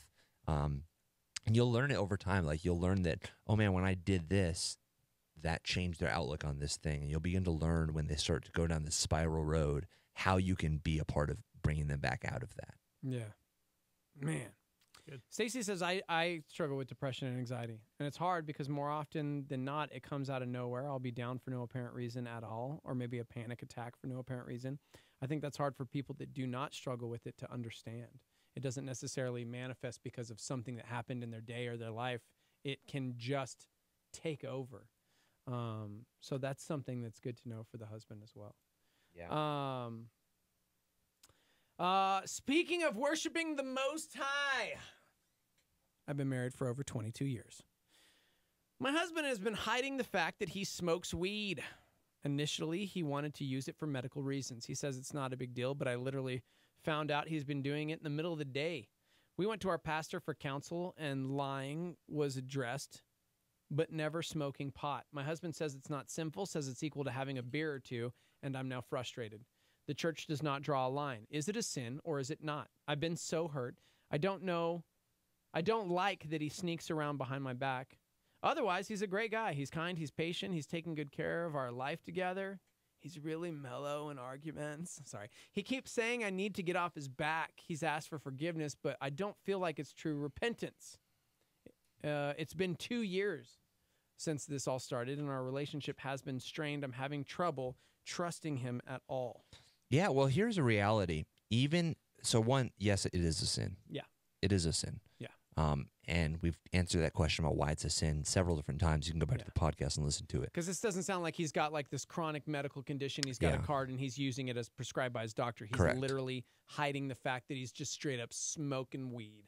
Yeah, and for me, the issue for this becomes even greater. When we get married and we're in a relationship, we're to live a selfless life. And there's things, even if smoking pot wasn't a sin, if it was something that bothered your wife enough that she asked you not to do it, you should stop doing it. Because that's this idea the Bible talks about of submitting to one another in love. Look, if there's something my wife hates me doing, let's say playing video games, that playing video games is getting in the way of our relationship. Is it a sin to play video games? No. But if my wife asks me, hey, I want you to stop playing video games, I don't want you to play a video game anymore, I should stop because I love her, because I submit to her in love, and because marriage is about giving things up in order to get certain things back. It is this mentality that we live a selfless love. We live a selfless life. It's not about just what we want to do. If our spouse sincerely asks us to stop doing something that's damaging our relationship, we do that because we love them.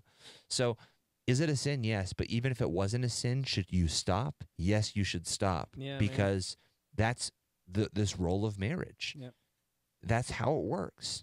I mean, let's say there's a guy at work who, let's say your wife's not having an affair, but there's this guy at work who threatens you because he's got a 6-pack, he's got an 8-pack, he's got those little lines that go down to his, pelvic area. You're like, oh my gosh, how do people get those things? And you're like, man, if you do me a favor, just not talk to that guy because it makes me uncomfortable when you do. Mm-hmm. Look, it's not a sin for her to talk to him, but you prefer that she doesn't talk to him because that's something you prefer. Yeah. I think that you listen to, in all these areas, just because it's not a sin doesn't mean you shouldn't do it. Yeah.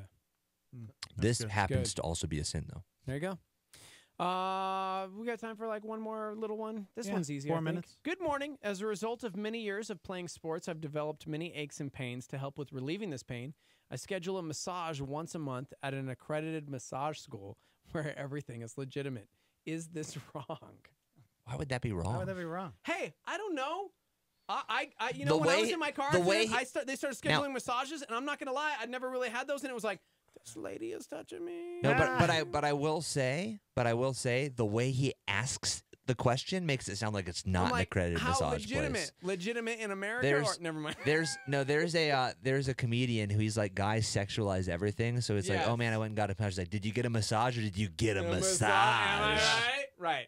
Yeah. Like guys over sexualize that. We really do. Like, But all I the would even time. say, even if you get a legit massage and you're having a hard time controlling your thoughts because a woman is massaging your back, maybe you should probably get a dude to massage your back. Totally. You know? Yeah, no, 100%. If you get a massage and you get an erection every time you get a massage, Right. you should probably stop getting massages. But what if it's just because you're so relaxed? And Okay. It feels, no? Okay.